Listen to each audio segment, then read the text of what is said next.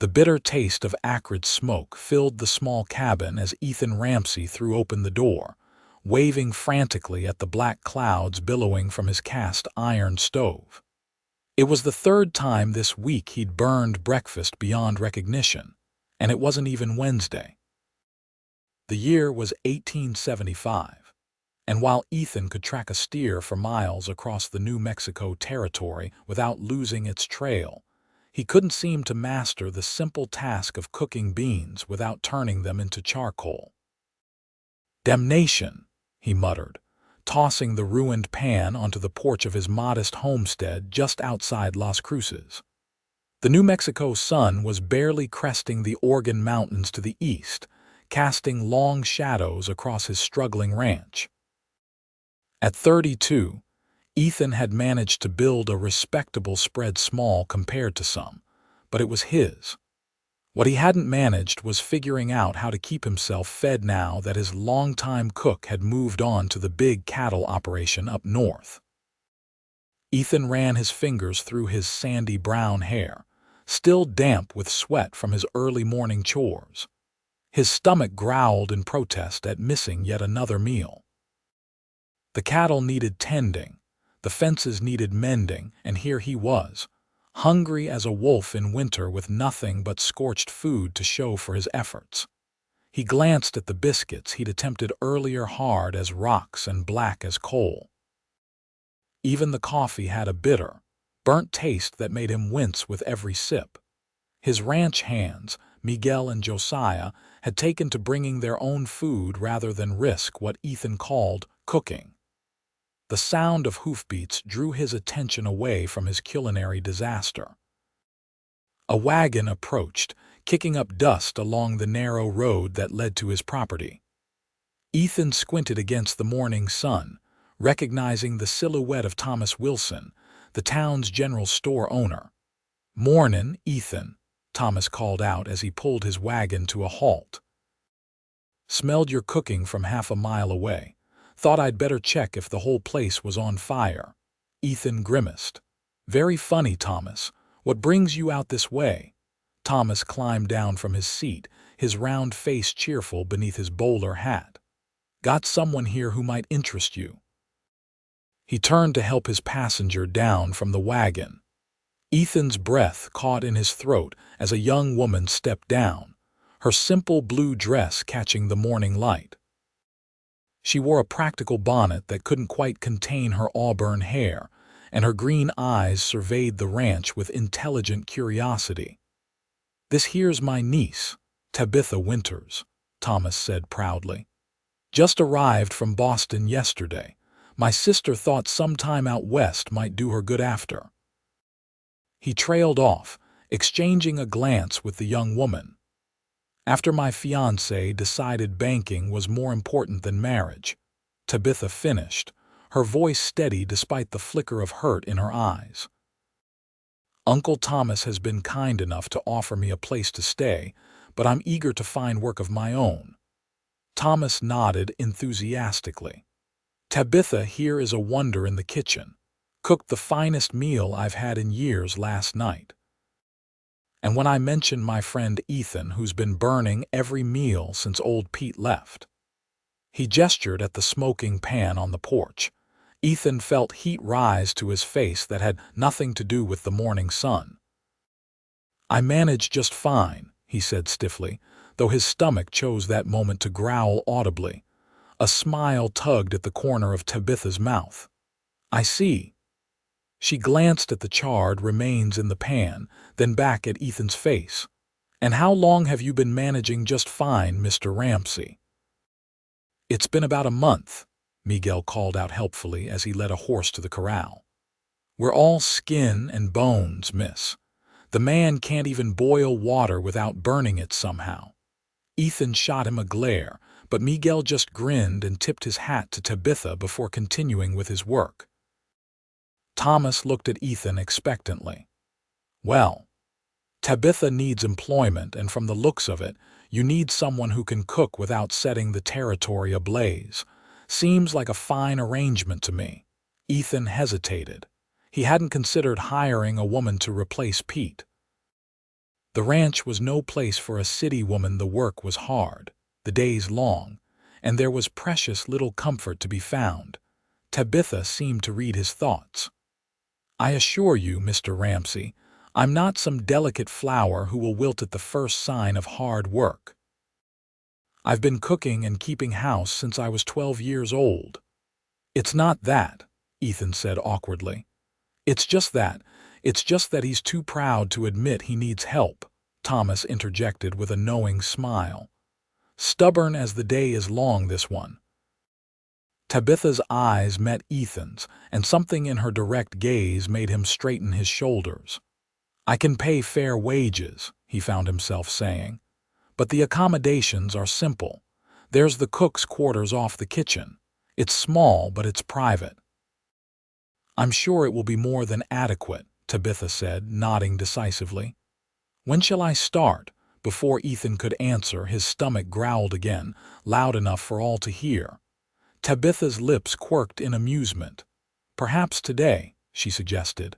"It sounds rather urgent." Despite himself, Ethan chuckled. "Today it is, then. Thomas, would you be kind enough to bring Miss Winters's belongings by later?"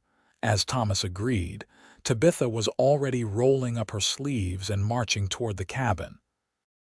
She paused at the porch, eyeing the ruined breakfast with an expression that mixed horror and determination. "Mr. Ramsey," she called over her shoulder, "do you have eggs? And perhaps flour that hasn't been scorched?" "Yes to both," Ethan replied, following her. "Though I make no promises about the state of either." Tabitha nodded and swept into the kitchen with the confidence of a general entering battle. She took one look at the chaos, the burnt pots, the scattered ingredients, the residue of Ethan's failed attempts crusting on every surface, and turned to him with an arched eyebrow. "I see the problem now," she said dryly. "And what might that be, Miss Winters?" Ethan asked, crossing his arms defensively. Tabitha gestured at the mess. "You're trying to conquer cooking like it's an enemy to be subdued. Food needs patience and care, Mr. Ramsey, not brute force." Without waiting for a response, she rolled up her sleeves further, located a clean apron hanging forgotten on a peg, and began clearing the workspace with efficient movements. Ethan watched, torn between embarrassment at his own ineptitude and fascination with her methodical approach. Within minutes, she had a clean surface, fresh ingredients laid out, and a new fire burning at just the right temperature in the stove. She cracked eggs into a bowl and began whisking them with practiced ease. "Is there anything I can do to help?" Ethan offered, feeling suddenly useless in his own kitchen. Tabitha glanced up, a hint of surprise crossing her features. "Yes, actually. Could you slice some of that bacon? Not too thick, mind you." Relieved to have a task, Ethan took up a knife and began carefully cutting the bacon. They worked in companionable silence for a few minutes. The only sounds the sizzle of food cooking properly and the occasional direction from Tabitha. As she stirred a pot of what smelled like heaven itself, Ethan caught himself staring at the way sunlight from the kitchen window caught in her hair, turning the auburn strands to copper. She must have felt his gaze because she looked up suddenly, catching him in the act. "Is something wrong, Mr. Ramsey?" Ethan quickly shook his head. "No, not at all. It's been a while since this kitchen has seen such competent hands." A pleased flush colored Tabitha's cheeks. "Thank you." She hesitated, then added, "Though I'm curious how a capable man such as yourself has managed to burn every meal for an entire month. Surely you must have learned something in that time." Ethan laughed ruefully. "You'd think so, wouldn't you? But no, each day brings a new culinary disaster. Different methods, same charred results." Tabitha's expression softened. "Well, perhaps with some instruction." She trailed off as the pot began to bubble more vigorously. She reached for the spoon, but Ethan was already there, their hands brushing briefly. The contact, though momentary, sent an unexpected warmth up his arm. "Here," she said, recovering first. "Let me show you." She gently took the spoon from his hand. "Move over, I'll stir the pot." And just like that, with those simple words, Ethan felt something shift in the atmosphere of the kitchen, as if the house itself had been holding its breath and could finally exhale. He stepped aside, watching as Tabitha transformed his disastrous attempts at breakfast into a meal that soon had his ranch hands gathering eagerly around the table.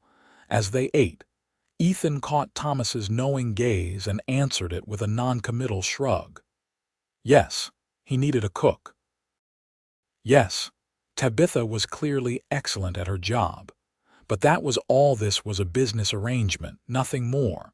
Yet even as he told himself this, Ethan couldn't help noticing how Tabitha's laugh brightened the worn kitchen, or how the sunlight seemed to follow her movements.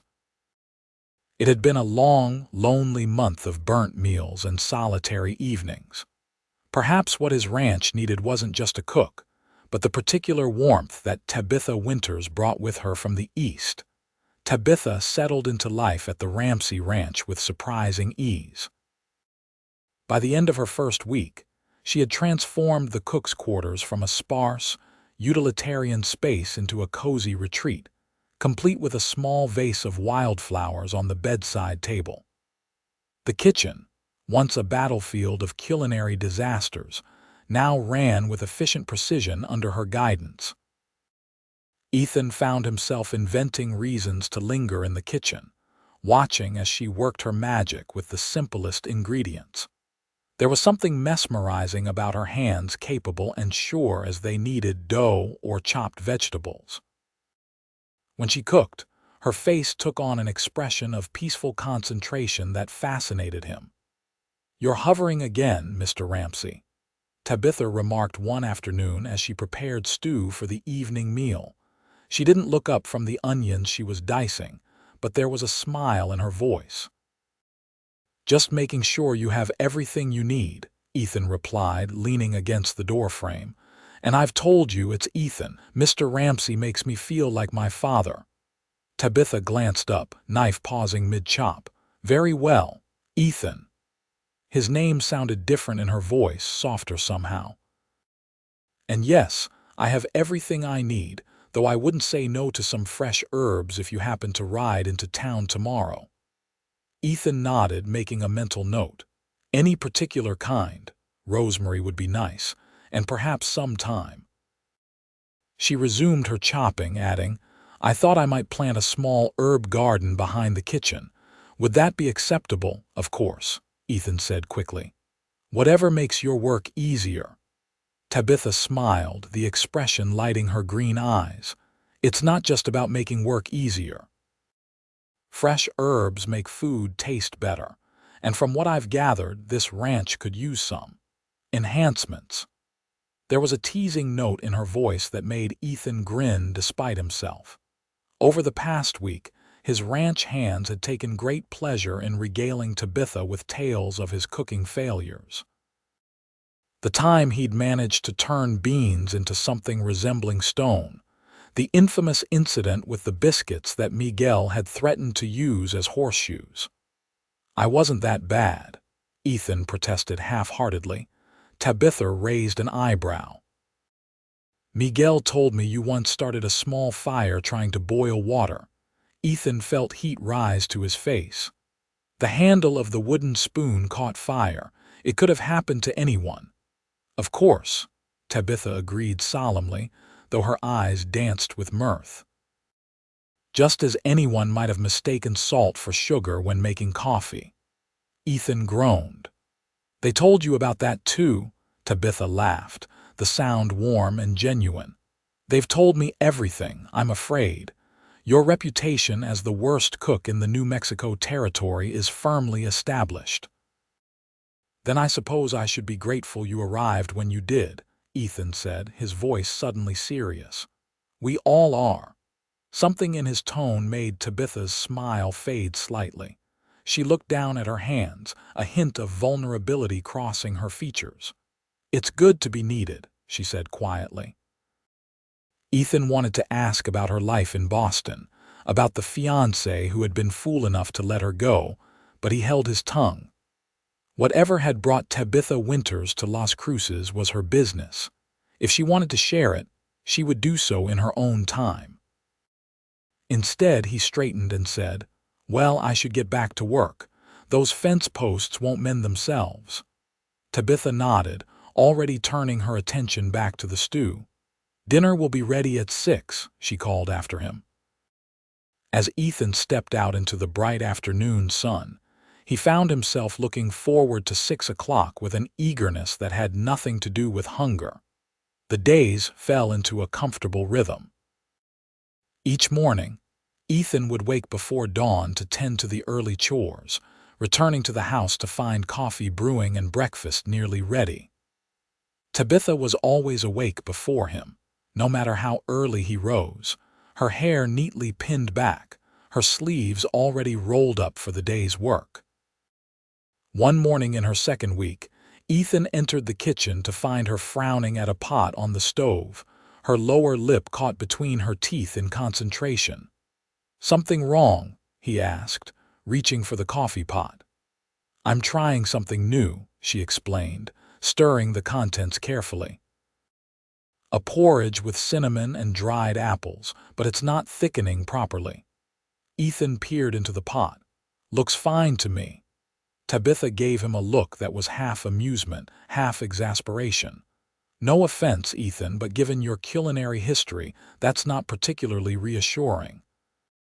He chuckled, conceding the point with a nod. "Fair enough, but I do know that whatever you make will be delicious, even if it's not exactly what you intended." The genuine compliment brought a pleased flush to Tabitha's cheeks. "Thank you," she said softly. Then, with a determined set to her shoulders, she reached for more oats. "But I still want to get it right." Ethan watched as she adjusted the recipe, adding a pinch of this and a dash of that with intuitive confidence. "How did you learn to cook like this?" he asked, genuinely curious. "You mentioned you started young, but this is beyond simple home cooking." Tabitha's hand stilled momentarily. "My mother died when I was 12, she said, her voice matter of fact.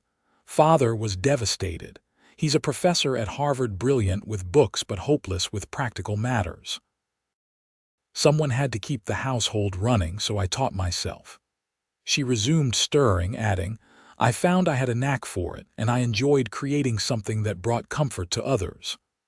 "I'm sorry about your mother," Ethan said quietly. Tabitha gave a small smile. "It was a long time ago. And in some ways, taking on those responsibilities helped me through the grief. It gave me purpose when everything else felt senseless." Ethan nodded, understanding more than he could express. He'd lost both his parents by the time he was 20, his mother to influenza, his father to a heart attack 3 years later. The ranch had been his anchor in the storm of loss, giving him something solid to hold onto when the world seemed determined to sweep away everything he loved. "The ranch was like that for me," he found himself saying. "After my parents passed, it was the only thing that kept me going some days. The work, the rhythm of the seasons, the knowledge that what I did mattered." Their eyes met in a moment of shared understanding, a recognition of similar wounds carried with dignity. Then Miguel burst through the door, his usual exuberance shattering the quiet intimacy of the moment. "Miss Tabitha, is that coffee I smell, and what's cooking? Smells like heaven itself." He pulled off his hat, grinning broadly. Tabitha turned away, composing herself.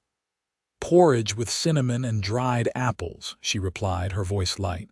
"And yes, there's coffee. Help yourself." As Miguel poured himself a cup, chattering about the day's work ahead, Ethan stepped back, watching Tabitha resume her cooking with practiced efficiency. He felt as if he'd been granted a glimpse behind a carefully maintained curtain, seeing a depth of character that intrigued him more than he cared to admit. Tabitha, for her part, seemed determined to maintain her professional demeanor, though Ethan caught her glancing his way once or twice, a thoughtful expression in her eyes. Later that day, as Ethan worked on mending a broken wagon wheel, he found himself replaying their conversation. There was more to Tabitha Winters than met the eye strength beneath her gentle manner, wisdom beyond her 26 years, and a quiet resilience that he found himself admiring more with each passing day. The summer heat intensified as June gave way to July. The ranch work grew more demanding, with long days spent moving cattle to better grazing grounds and ensuring water sources didn't dry up. Ethan often returned to the house exhausted, covered in dust, his muscles aching from hours in the saddle. On one particularly grueling day, he trudged back well after dark, having spent hours searching for a missing calf. He found it eventually, stuck in a narrow ravine, frightened but unharmed. By the time he returned the calf to its mother and made his way home, the house was quiet, the kitchen dark.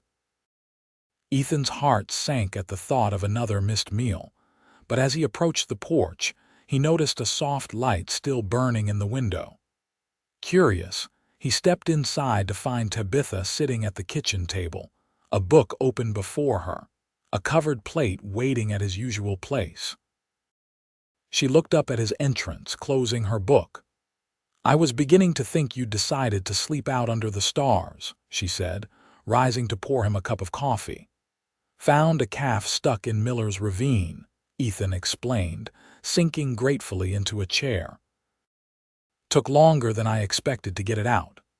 Tabitha nodded, placing the coffee before him and removing the cover from the plate to reveal a generous portion of beef stew, still warm with a thick slice of bread on the side.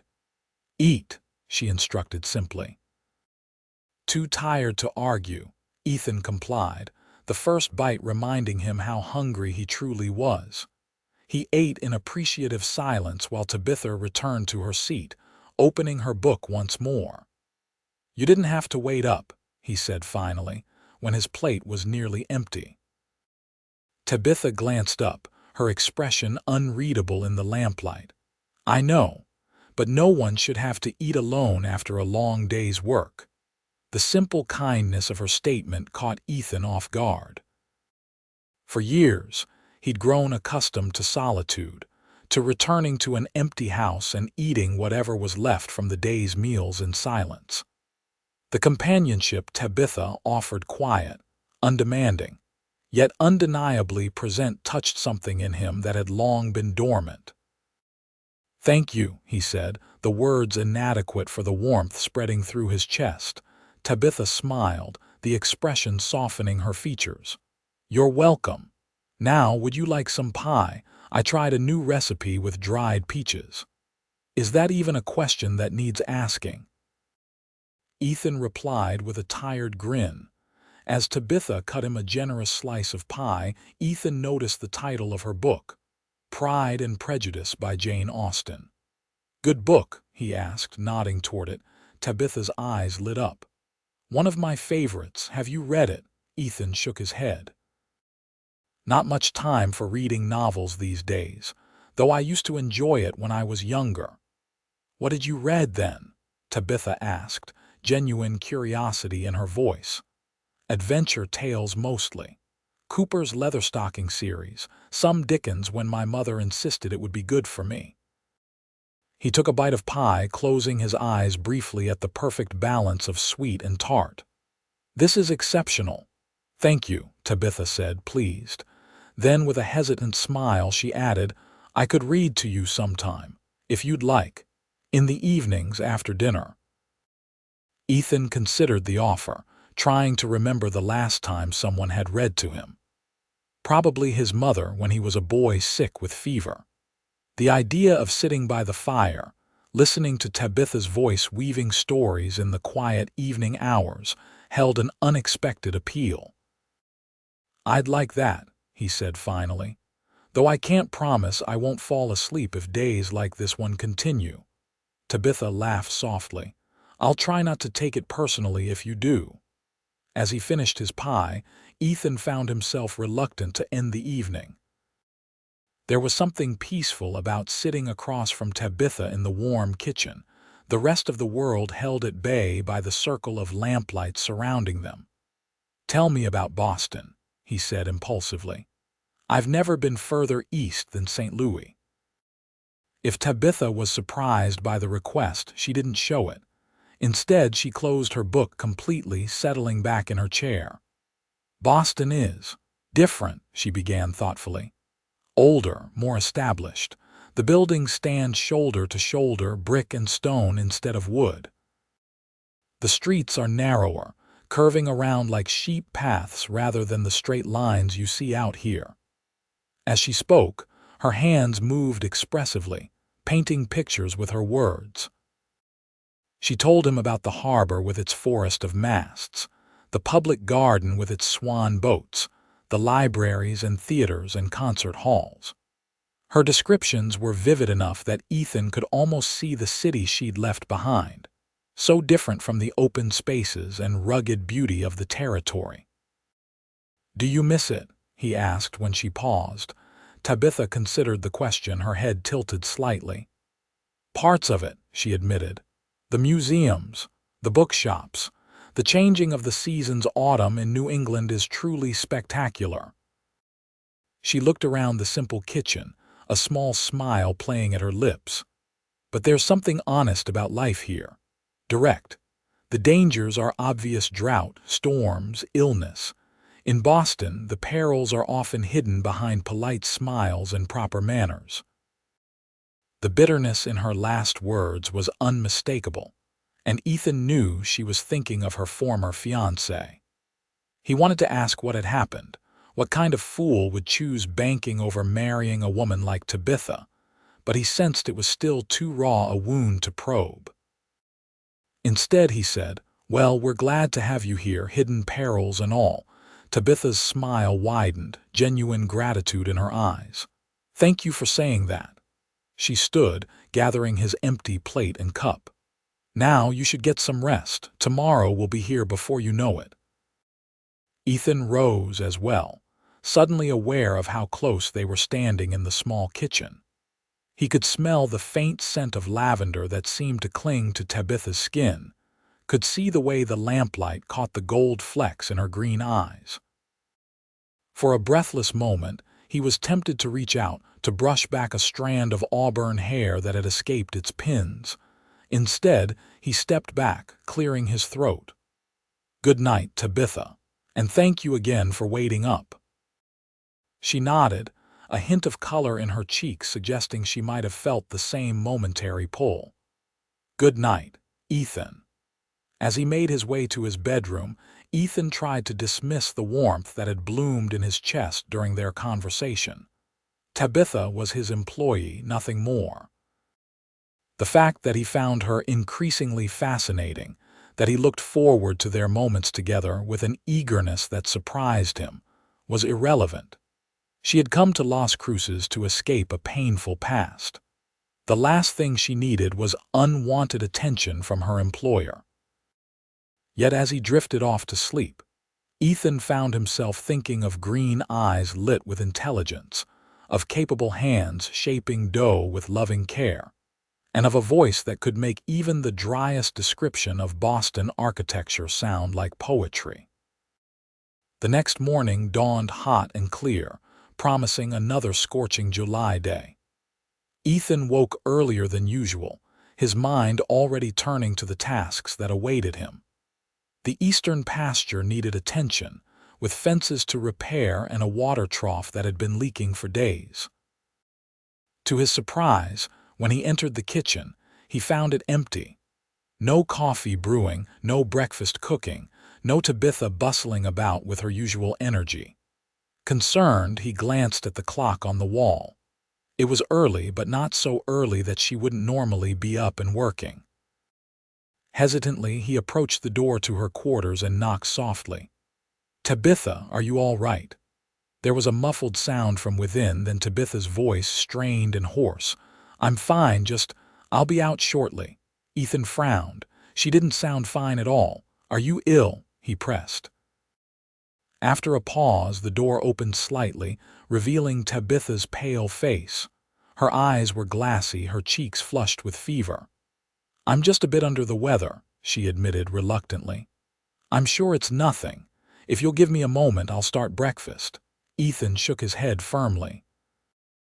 "Absolutely not. You're going back to bed." "But the meals can wait," Ethan finished for her. "Or I can manage something simple. I promise not to burn the house down." He tried for a light tone, but his concern was evident. "Have you taken anything for the fever?" Tabitha leaned against the doorframe, clearly lacking the energy to argue further. "There's willow bark tea in the pantry. It helps with fever." Ethan nodded.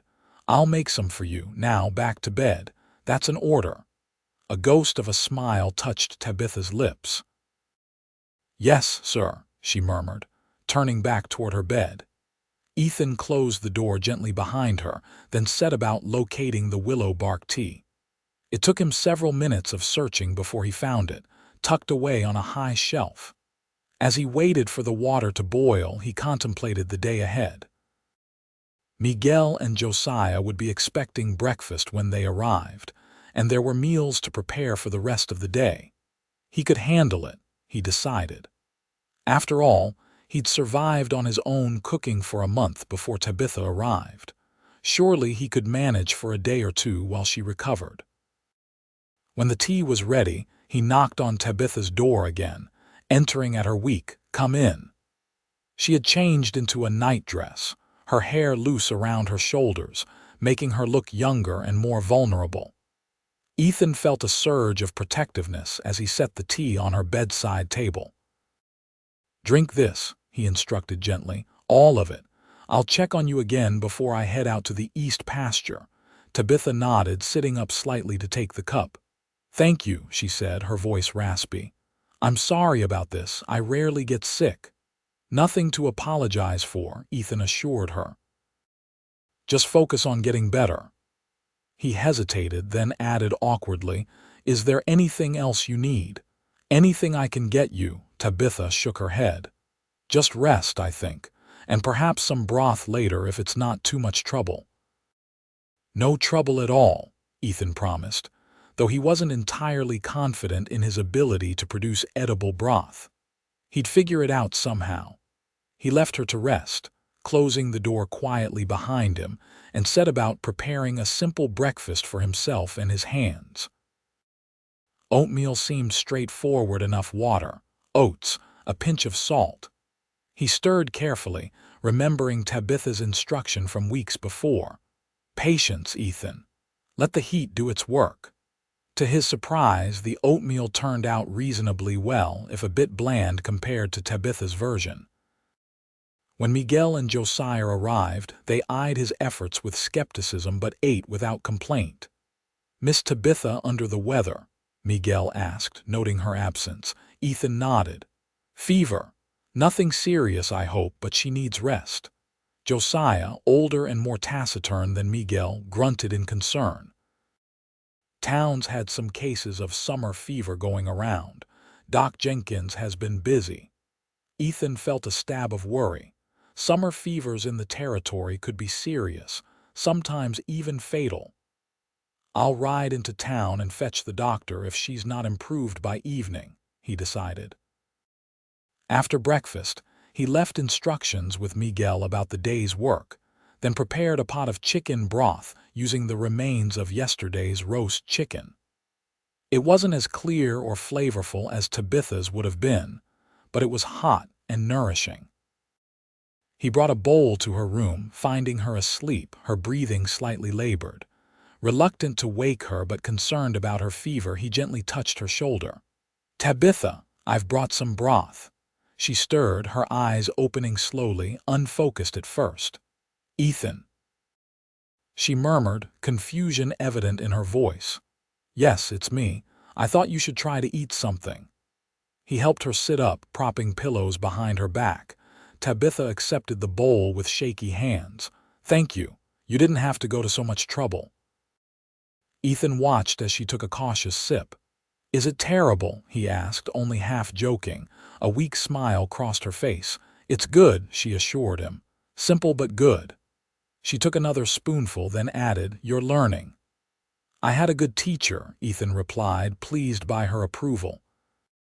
"Though I still wouldn't trust me with anything more complicated than boiling water." Tabitha's laugh turned into a cough, and Ethan quickly took the bowl before she could spill it. "Easy," he said, concerned by the flush in her cheeks that seemed to have deepened. When her coughing subsided, he pressed the back of his hand to her forehead. "Your fever's higher. I'm going to fetch Doc Jenkins." Tabitha shook her head weakly. "It's just a summer chill.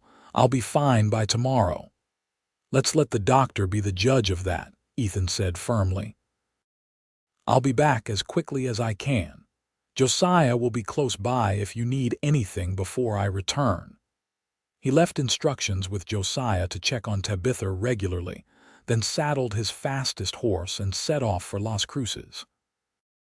The town was a good hour's ride away, but Ethan pushed his mount hard, covering the distance in 45 minutes. Doc Jenkins's office was on the main street, a modest building with a sign proclaiming Dr. Howard Jenkins, physician and surgeon. Ethan tied his horse at the hitching post and entered without knocking, relief flooding through him when he found the doctor at his desk rather than out on a call. "Ethan Ramsey," the older man greeted him, rising from his chair. "What brings you to town in such a hurry? Not injured, I hope." "It's my cook, Miss Winters," Ethan explained quickly. "She's taken ill. High fever, coughing. Josiah mentioned there's been summer fever in town." The doctor's expression grew serious. "There has indeed. Nothing too deadly, thankfully, but it can be severe if not treated properly." He began gathering supplies into his medical bag. "I'll come at once. Is she having trouble breathing? Any delirium?" "Her breathing seemed labored when I left, but no delirium that I noticed." Dr. Jenkins nodded, closing his bag with a snap. "Good. Let's go before that changes." They rode back to the ranch at a brisk pace, the doctor keeping up admirably despite his 60 years. When they arrived, Ethan led him directly to Tabitha's quarters, knocking before entering. Josiah was sitting in a chair beside her bed, his weathered face creased with worry. "Fever's gotten worse," he reported, standing to make way for the doctor. "She's been talking some nonsense about Boston and someone named Edward." Ethan felt a twist of something uncomfortable at the mention of this unknown Edward, presumably the fiancé who had chosen banking over marriage. He pushed the feeling aside, focusing on Tabitha's flushed face and restless movements. Dr. Jenkins moved to her bedside, his manner gentle but efficient as he examined her. He checked her pulse, listened to her breathing with his stethoscope, felt the glands in her neck, and tested her reflexes. Finally, he straightened, his expression reassuring. "It's the summer fever, all right, but caught early enough. She's young and healthy otherwise, which is in her favor." He opened his bag, removing several bottles and packets. "This willow bark tincture is stronger than tea. Give her a spoonful every 4 hours. This powder is for the cough. Mix it with honey if you have it. Keep her cool with damp cloths and make sure she drinks plenty of fluids." Ethan nodded, committing the instructions to memory. "Is there anything else we can do?" "Just keep a close eye on her. If her breathing becomes more labored or if the fever hasn't broken by tomorrow evening, send for me again." The doctor packed his bag, then added, "Someone should stay with her through the night. The fever often peaks after sunset." "I'll stay with her," Ethan said immediately. At the doctor's raised eyebrow, he added, "She's under my employ, my responsibility." Dr. Jenkins gave him a knowing look but merely nodded. "Very well.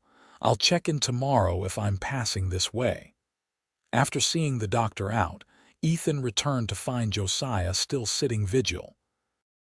"I'll take over now," he told the older man. "You and Miguel focus on the east pasture work." Josiah rose, his expression thoughtful as he studied Ethan. "She means something to you, doesn't she? More than just a cook?" Ethan started to deny it automatically, then paused, considering the question. In the short time Tabitha had been at the ranch, she had become important to him. Her presence had transformed not just the quality of meals but the entire atmosphere of the place. The house felt like a home again, warm with conversation and laughter. "She's a good woman," Ethan said finally, not quite an answer. "And yes, I care what happens to her." Josiah nodded, seemingly satisfied. "Thought so, way you look at her sometimes. Reminds me of how I used to look at my Marable, God rest her soul." He clapped Ethan on the shoulder. "Don't worry, boss. Miss Tabitha's strong. She'll pull through." Left alone with Tabitha, Ethan pulled the chair closer to her bedside and sat down, preparing for a long vigil. She was sleeping fitfully, occasional murmurs escaping her lips.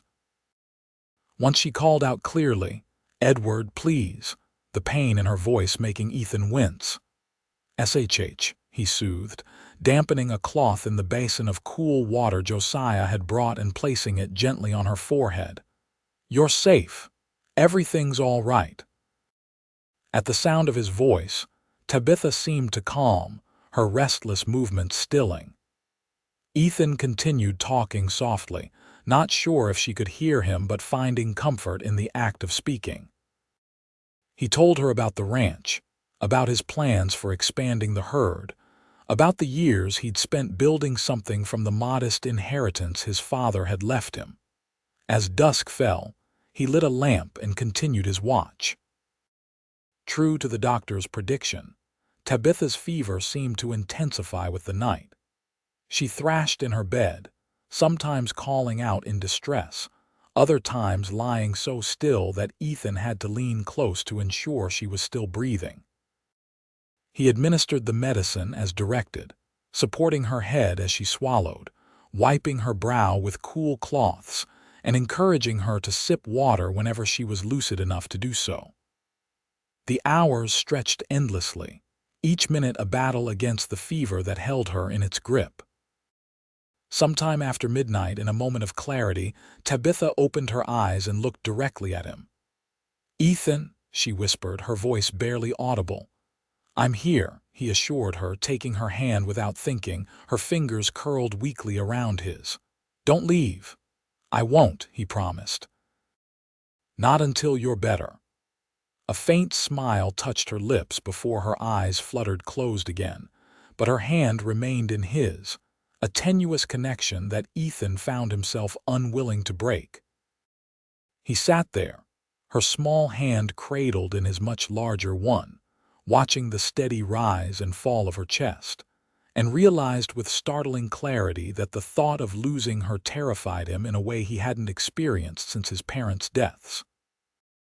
It wasn't just that she was an excellent cook, or that the ranch ran more smoothly with her presence. It was Tabitha herself, her quiet strength, her gentle humor, her kindness that extended to everyone around her. Somewhere in the weeks since her arrival, she had become essential to him in a way that had nothing to do with her skills in the kitchen. The realization should have alarmed him. Instead, it settled into his heart with the comfortable weight of truth long acknowledged. Whatever was growing between them, this fragile, unnamed thing, it mattered. She mattered. And so Ethan kept his vigil through the long night, one hand holding hers, the other regularly replacing the cool cloth on her forehead, his whispered reassurances filling the quiet room as he waited for dawn and the hope it might bring. Morning came with a soft golden light filtering through the curtains. Ethan, who had dozed off sometime in the early hours, jerked awake at the sound of Tabitha stirring. He straightened in his chair, his back protesting the awkward position, and leaned forward to check her condition. To his immense relief, her face was cooler to the touch, the unnatural flush faded from her cheeks. Her eyes, when they opened, were clear and focused. "Good morning," she said, her voice weak but steady. "Have you been here all night?" Ethan nodded, suddenly self-conscious about their still linked hands. He made to pull away, but Tabitha's fingers tightened slightly around his. "Thank you," she said simply. "How are you feeling?" he asked, searching her face for signs of lingering fever. "Like I've been trampled by a herd of cattle," she admitted with a weak smile. "But better. The fever's broken, I think." Ethan nodded, relief washing over him. "It has. You had me worried for a while there." Tabitha's expression softened. "I'm sorry to have been such trouble." "Don't be ridiculous," Ethan said firmly. "You couldn't help getting sick, and it's no trouble to care for someone who—" He hesitated, suddenly unsure how to finish the sentence. "Who burns fewer meals than you do," Tabitha suggested, a hint of her usual humor returning. Ethan laughed, the tension easing. "Exactly. Can't have my one competent cook succumbing to summer fever." Tabitha's smile widened, though her eyes held a question he wasn't ready to answer. After a moment, she glanced around the room. "What time is it? I should prepare breakfast." "It's barely dawn," Ethan assured her. "And you're not preparing anything today except to rest and recover. Doctor's orders." "But no arguments," Ethan interrupted. "I managed yesterday and I can manage today. The ranch won't fall apart if you take a day to recuperate." Tabitha looked like she might protest further, but a fit of coughing overtook her, proving his point. When it subsided, she nodded reluctantly. "Perhaps you're right, but promise me you won't try anything complicated. Stick to oatmeal and eggs." "I promise not to exceed my very limited abilities," Ethan said solemnly, then added with a grin, "though I did make a decent pot of chicken broth yesterday. Even you said it was good." "And so it was," Tabitha agreed, her expression warm. "You see, you're not completely hopeless in the kitchen after all." Something about the way she said it, with genuine belief in his capability, touched Ethan deeply. Throughout his life, he'd been told what he couldn't do. Couldn't manage the ranch on his own after his father died, couldn't expand the herd successfully, couldn't make a go of it without a wife to manage the household. He'd proven them all wrong except for the cooking part. Yet here was Tabitha, seeing potential where others saw only failure. "With your instruction, maybe not," he conceded, "but I'm still a long way from being trusted with anything important." Tabitha's gaze held his, surprisingly serious. "You underestimate yourself, Ethan Ramsey. You managed this ranch for years before I arrived. You've built something remarkable here, and you kept me alive last night with your care." She squeezed his hand gently. "I'd say that's more important than whether you can bake a perfect loaf of bread." Ethan felt warmth spread through his chest at her words. Before he could respond, a knock at the outer door broke the moment. He reluctantly released her hand and stood. "That'll be Miguel or Josiah checking in. You rest. I'll bring you some tea and toast once I've sorted breakfast for the men." Tabitha nodded, settling back against her pillows. "Thank you, Ethan, for everything." He paused at the door, looking back at her pale but improving, her auburn hair spread across the pillow, her green eyes warm with gratitude and something else he dared not name. "You're welcome, Tabitha, always." The next several days passed in a blur of activity, as Ethan balanced his usual ranch duties with caring for Tabitha and managing the meals. Miguel and Josiah pitched in more than usual, handling tasks that would normally have required Ethan's supervision, giving him time to check on Tabitha throughout the day and prepare simple meals for the household. To everyone's relief, Tabitha's recovery progressed steadily. By the third day, she was able to sit in the kitchen for short periods, instructing Ethan on how to prepare more substantial meals than his usual oatmeal and eggs. There was something intimate about these cooking lessons, with Tabitha perched on a chair by the stove, her voice still slightly hoarse as she guided him through the steps of making a proper stew or baking bread that didn't resemble stone. "No, slower with the stirring," she corrected gently as Ethan attacked a pot of beans with more enthusiasm than skill. "You're not trying to beat them into submission." Ethan slowed his movements, glancing at her for approval. "Better," she nodded, a small smile playing at her lips. "Much." "You're learning." "I have an excellent teacher," he replied, returning her smile. "Though I'm still amazed anything edible comes from my efforts." Tabitha laughed, the sound still weak but genuine. "The secret is paying attention. Food tells you what it needs if you listen carefully enough." "I think it's been screaming for help whenever I enter the kitchen," Ethan joked, carefully adding salt as she had instructed. "Well, now it's whispering instead of screaming. Progress." Tabitha's eyes danced with mirth. "You'll be a passable cook yet, Ethan Ramsey." "Heaven forbid," he replied with mock horror. "If word gets out that I can cook, you might find yourself out of a job." Tabitha's smile faltered slightly, and Ethan immediately regretted his words. "I didn't mean, I know," she assured him quickly. "And truly, it's good that you're learning. Everyone should know how to prepare a decent meal." There was a brief, awkward silence, broken when Miguel poked his head into the kitchen. "Boss, that cattle buyer from Santa Fe is here. Says he wants to discuss the fall delivery." Ethan nodded, wiping his hands on a towel. "I'll be right there." He turned to Tabitha. "Will you be all right for a bit?" "Of course," she said, waving him away. "I'll keep an eye on the beans. Go tend to your business." The meeting with the cattle buyer took longer than expected, with detailed negotiations about pricing and delivery schedules.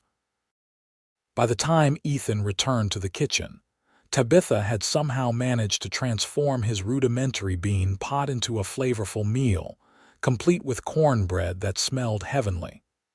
"You shouldn't have," Ethan chided gently, noting the touch of fatigue around her eyes. "You're supposed to be resting." Tabitha shrugged, a hint of stubbornness in her expression. "I've rested plenty. Besides, I only added a few ingredients to what you started. The cornbread was simple enough." Ethan knew better than to argue. In the weeks he'd known her, he'd learned that Tabitha's delicate appearance belied a will of iron. Instead, he said, "It smells wonderful. Thank you." Her pleased smile was reward enough for conceding the point. As they sat down to eat, joined by Miguel and Josiah, who praised the meal enthusiastically, Ethan found himself watching Tabitha. Color had returned to her cheeks, and though she was still thinner than before her illness, her eyes were bright with their usual intelligence and humor. Something had shifted between them during those long hours of her fever, a deepening of connection that neither had acknowledged directly, but that hummed in the background of their every interaction. After dinner, as Miguel and Josiah headed to their quarters for the night, Ethan helped Tabitha clear the table despite her protests that she could manage. "You're still recovering," he reminded her. "Doc Jenkins said not to overdo it." Tabitha sighed but relented, sinking into a chair while Ethan handled the dishes with surprising competence. "You've become quite domestic," she observed, a teasing note in her voice. "Next thing I know, you'll be embroidering pillowcases." Ethan laughed, setting the last clean plate on the shelf. "I draw the line at needlework, but I've found there's something satisfying about cooking when the results are actually edible, thanks to your instruction." Tabitha inclined her head, accepting the compliment. "You're a quick study when you choose to be." "Only because failure wasn't an option," Ethan replied, his tone more serious than he'd intended. "Not when it came to taking care of you." The words hung in the air between them, more revealing than he'd meant them to be. Tabitha's eyes widened slightly, a faint blush coloring her cheeks. "That's very kind of you to say," she said finally, her voice soft. Ethan moved to sit across from her at the table, gathering his courage. "Tabitha, during your illness I realized something." She looked at him expectantly, her hands clasped tightly in her lap. "Yes." I realized how much you've come to mean to me, to all of us, he amended quickly, losing his nerve at the last moment. The ranch hasn't been the same since you arrived. It's been better, warmer. Tabitha's expression was unreadable for a moment before she smiled, though it didn't quite reach her eyes. I'm glad. I've grown fond of this place too, and everyone in it. There was something in her voice that suggested she might have hoped for more specific words, but Ethan couldn't bring himself to be more direct. Not yet. The memory of her calling out for Edward during her fever was still fresh in his mind, a reminder that she had come to Las Cruces to heal from heartbreak. The last thing she needed was her employer developing feelings for her. Instead, he said, "Well, you should get some rest. Tomorrow's Sunday, why don't we ride into town for church if you're feeling up to it? Might do you good to get some fresh air." Tabitha nodded, rising from her chair. "I'd like that. Thank you, Ethan, for everything these past few days." "No need to thank me," he replied, standing as well. "Just doing what anyone would do." "No," Tabitha said firmly, meeting his gaze directly. "Not anyone. You." She hesitated, then stepped forward and, standing on tiptoe, placed a gentle kiss on his cheek. "Good night, Ethan." Before he could respond, she had disappeared into her quarters, leaving him standing in the kitchen, his cheek tingling from the brief contact, his heart hammering in his chest like a young colt kicking at a stall door. Sunday dawned clear and bright, the summer heat tempered by a gentle breeze that carried the scent of sage and juniper. Tabitha emerged from her quarters dressed in her best blue dress, her hair neatly pinned beneath a modest bonnet. The sight of her, healthy and smiling, filled Ethan with a contentment he hadn't known he was capable of feeling. "You look well," he said as he helped her into the wagon. It was a simple observation, but the warmth in his voice made it sound like much more. "I feel well," Tabitha replied, settling her skirts around her. "It's good to be up and about properly again." The ride into Las Cruces was pleasant, the conversation flowing easily between them as they discussed ranch matters, the weather, and Tabitha's plans for a small kitchen garden. Ethan found himself laughing more than usual at her witty observations about Western life compared to Boston society. "In Boston, calling hours are strictly observed," she explained. "One doesn't simply drop by a neighbor's home unannounced, as Thomas did that first day he brought me to your ranch." Ethan chuckled. "Out here, if you waited for a formal invitation, you might never see another soul. Distance makes formality impractical." "I rather prefer it," Tabitha admitted. "The directness." In Boston, people can spend an entire conversation saying nothing of substance, all while maintaining perfect politeness. "Sounds exhausting," Ethan commented, guiding the wagon around a rut in the road. Tabitha's smile turned wistful. "It was. I didn't realize how much until I came here." She glanced at him sideways. "People here say what they mean. You say what you mean." There was a question in her statement, one that Ethan wasn't sure how to answer. Before he could formulate a response, they arrived in town, the church bell already ringing to summon the faithful. Las Cruces was a growing community, with a mix of adobe buildings in the Mexican style and newer wooden structures built by Eastern settlers. The church was one of the more impressive buildings, with a modest steeple and freshly painted white clapboard siding. Wagons and horses lined the street outside, townspeople in their Sunday best greeting each other as they filed inside. Ethan helped Tabitha down from the wagon, conscious of her still recovering strength. As they made their way toward the church, they were stopped by familiar voices calling their names. Thomas Wilson hurried toward them, his round face beaming beneath his Sunday hat. "Tabitha, my dear, and Ethan, how wonderful to see you both." He embraced his niece warmly, then stepped back to examine her.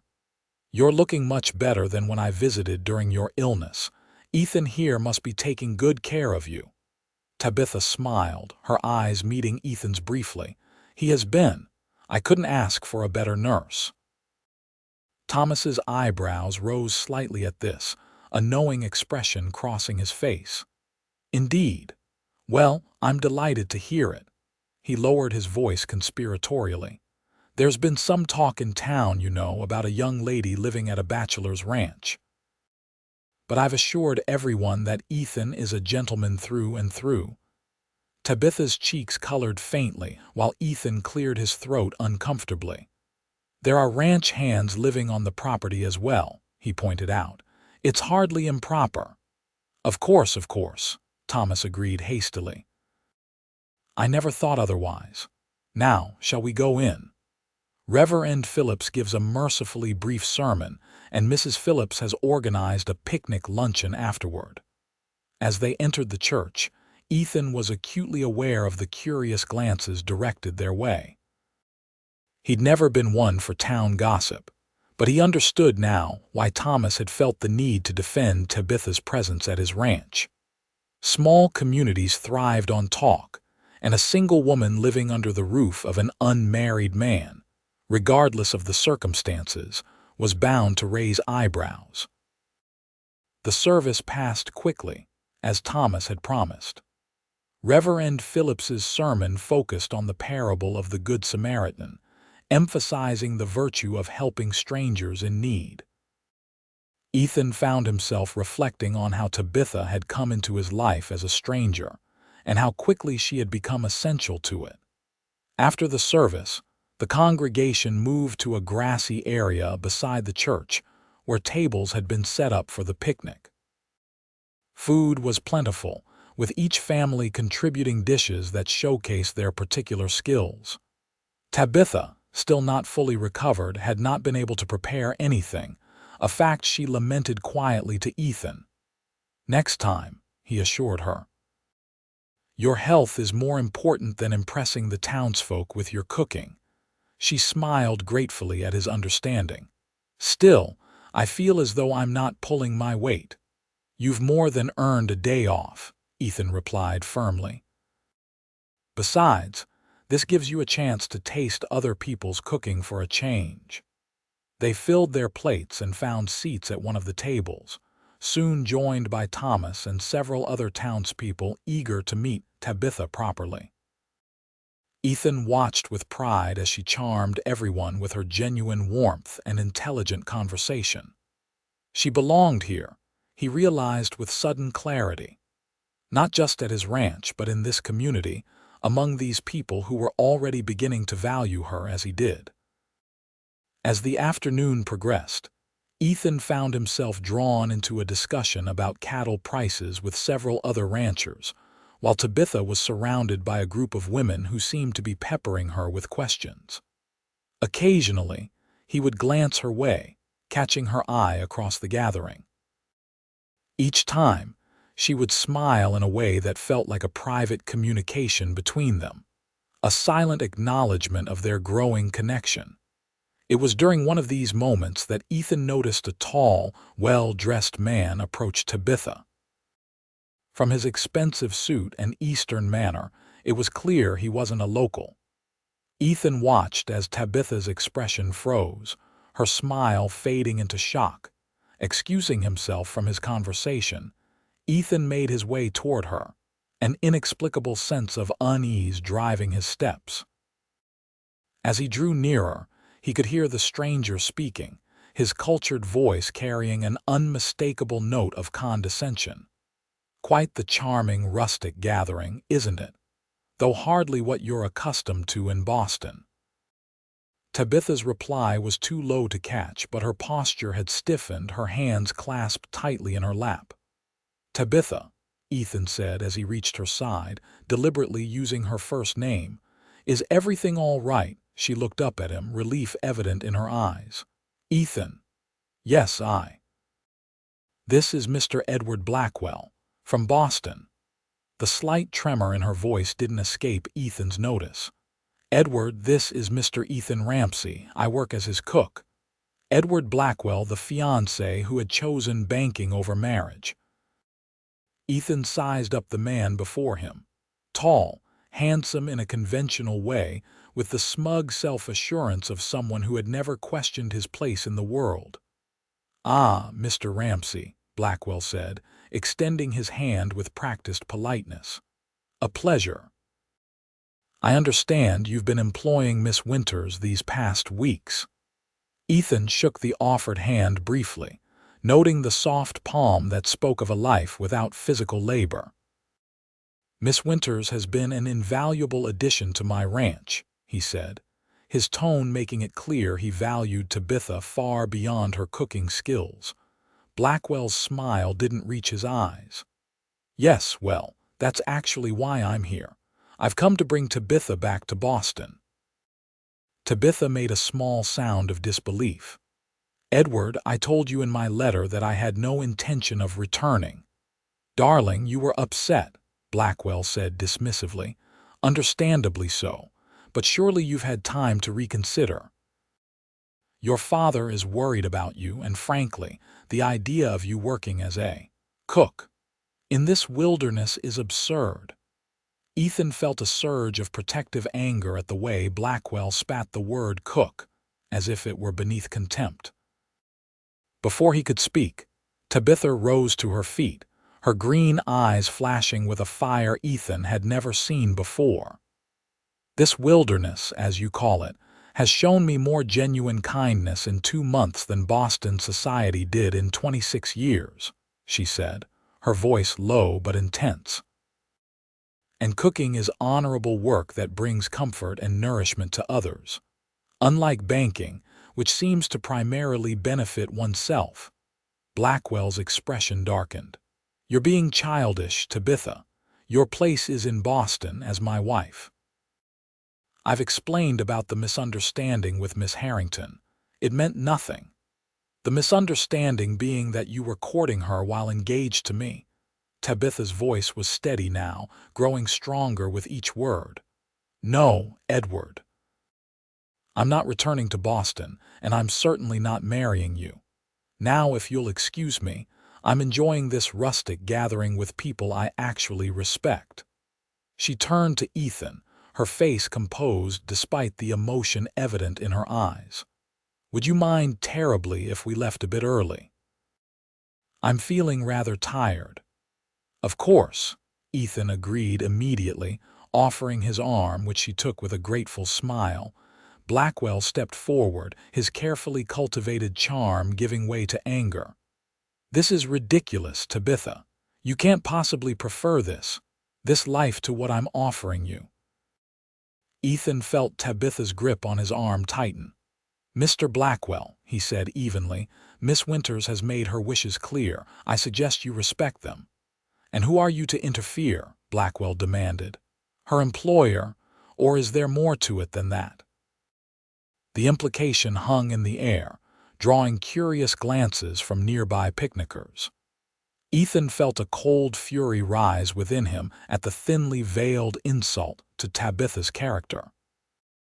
"Mr. Blackwell," he said, his voice dangerously quiet, "I'm going to pretend I didn't hear what you just implied about Miss Winters.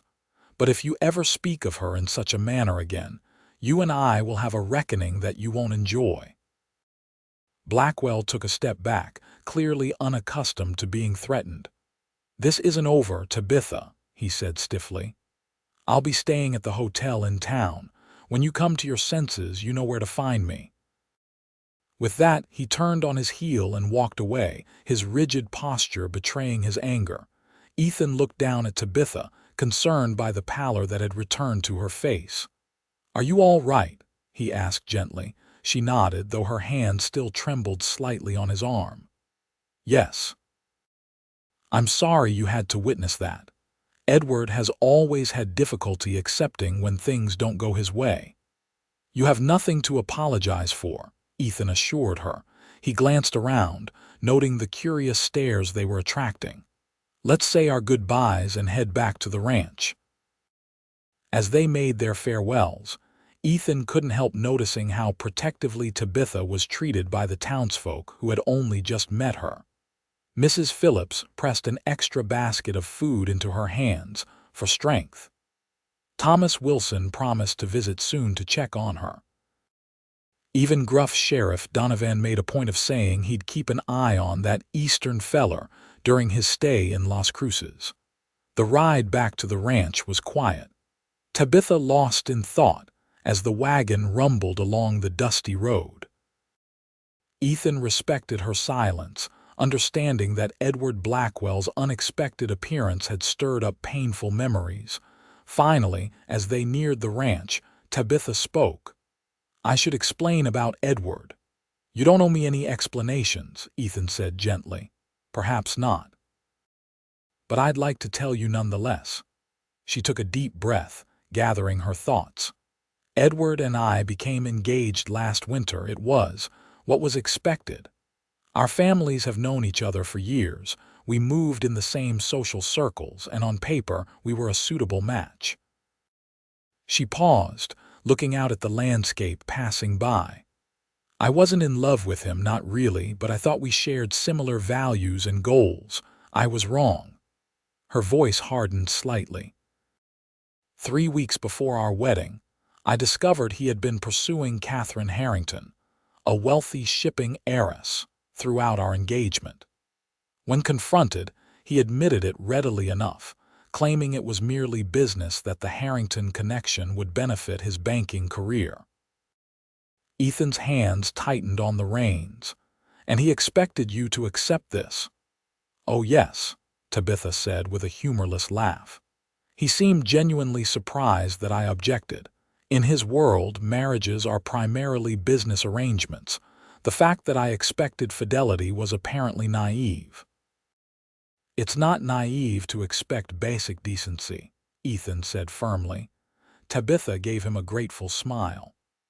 "No, but in certain circles of Boston society it's considered rather old-fashioned. After I broke the engagement, there was quite the scandal. Edward's family is influential, and soon there were whispers that I had been the one at fault, too provincial in my thinking, too rigid in my expectations." "That's absurd," Ethan said, outraged on her behalf.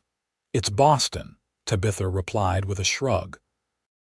"My father, bless him, stood by me, but even he suggested that perhaps I had overreacted. When Uncle Thomas wrote that he needed help in his store, I seized the opportunity to escape." They had reached the ranch now, the familiar buildings a welcome sight after the tensions of the day. Ethan brought the wagon to a halt in front of the house, turning to face Tabitha fully. "For what it's worth," he said quietly, "I think you made the right decision. Any man who can't recognize your worth doesn't deserve your hand." Tabitha's eyes met his, a vulnerability in them that made his heart ache. "Thank you," she whispered. "That means more than you know." Impulsively, Ethan reached out to take her hand. "Tabitha, Miss Winters," Miguel's voice interrupted as he jogged toward the wagon. "You're back. How are you feeling?" "Better, I hope." The moment broken, Ethan released Tabitha's hand and climbed down from the wagon to help her descend. "Much better, thank you, Miguel," she replied, her composure quickly restored. "And I see you've been keeping things in order while we were gone." As Miguel proudly detailed the chores he and Josiah had completed in their absence, Ethan found himself both frustrated by the interruption and grateful for it. What had he been about to say? That he was falling in love with her? That Edward Blackwell was a fool? That he wanted her to stay at the ranch not as his cook, but as something more? The thoughts swirled in his mind, unsettling in their intensity. Tabitha had just faced down the man who had betrayed her trust. The last thing she needed was another man making demands on her heart. Better to give her time, to let her heal fully from both her illness and her emotional wounds before revealing the depth of his feelings. Yet as he watched her chat with Miguel, her face animated despite the fatigue evident in the set of her shoulders, Ethan knew with growing certainty that his heart was already hers, whether he spoke the words aloud or not. The days following the church picnic fell into a rhythm that was both familiar and new. Tabitha resumed her duties in the kitchen, though Ethan insisted she continue to rest more than usual until her strength fully returned. Edward Blackwell's presence in Las Cruces cast a shadow over their peace, though he had made no further attempt to contact Tabitha directly. Thomas says he's been asking questions all over town, Tabitha reported one evening as she and Ethan sat on the porch after dinner, enjoying the cooler air. About me, about the ranch, about you. Ethan frowned, his hand tightening around his coffee cup. What kind of questions? The kind designed to paint me as a woman who has lost her way and needs rescuing, Tabitha said with a sigh. And you as a rough frontier type taking advantage of my vulnerable state. That's ridiculous, Ethan said indignantly. Anyone who knows either of us would never believe such nonsense. Fortunately, Las Cruces seems quite immune to Edward's particular brand of charm, Tabitha agreed with a small smile. Mrs. Phillips apparently told him in no uncertain terms that I seemed perfectly content where I was, and that he would do well to return to Boston and leave me be. Ethan chuckled, picturing the formidable minister's wife facing down the polished Easterner.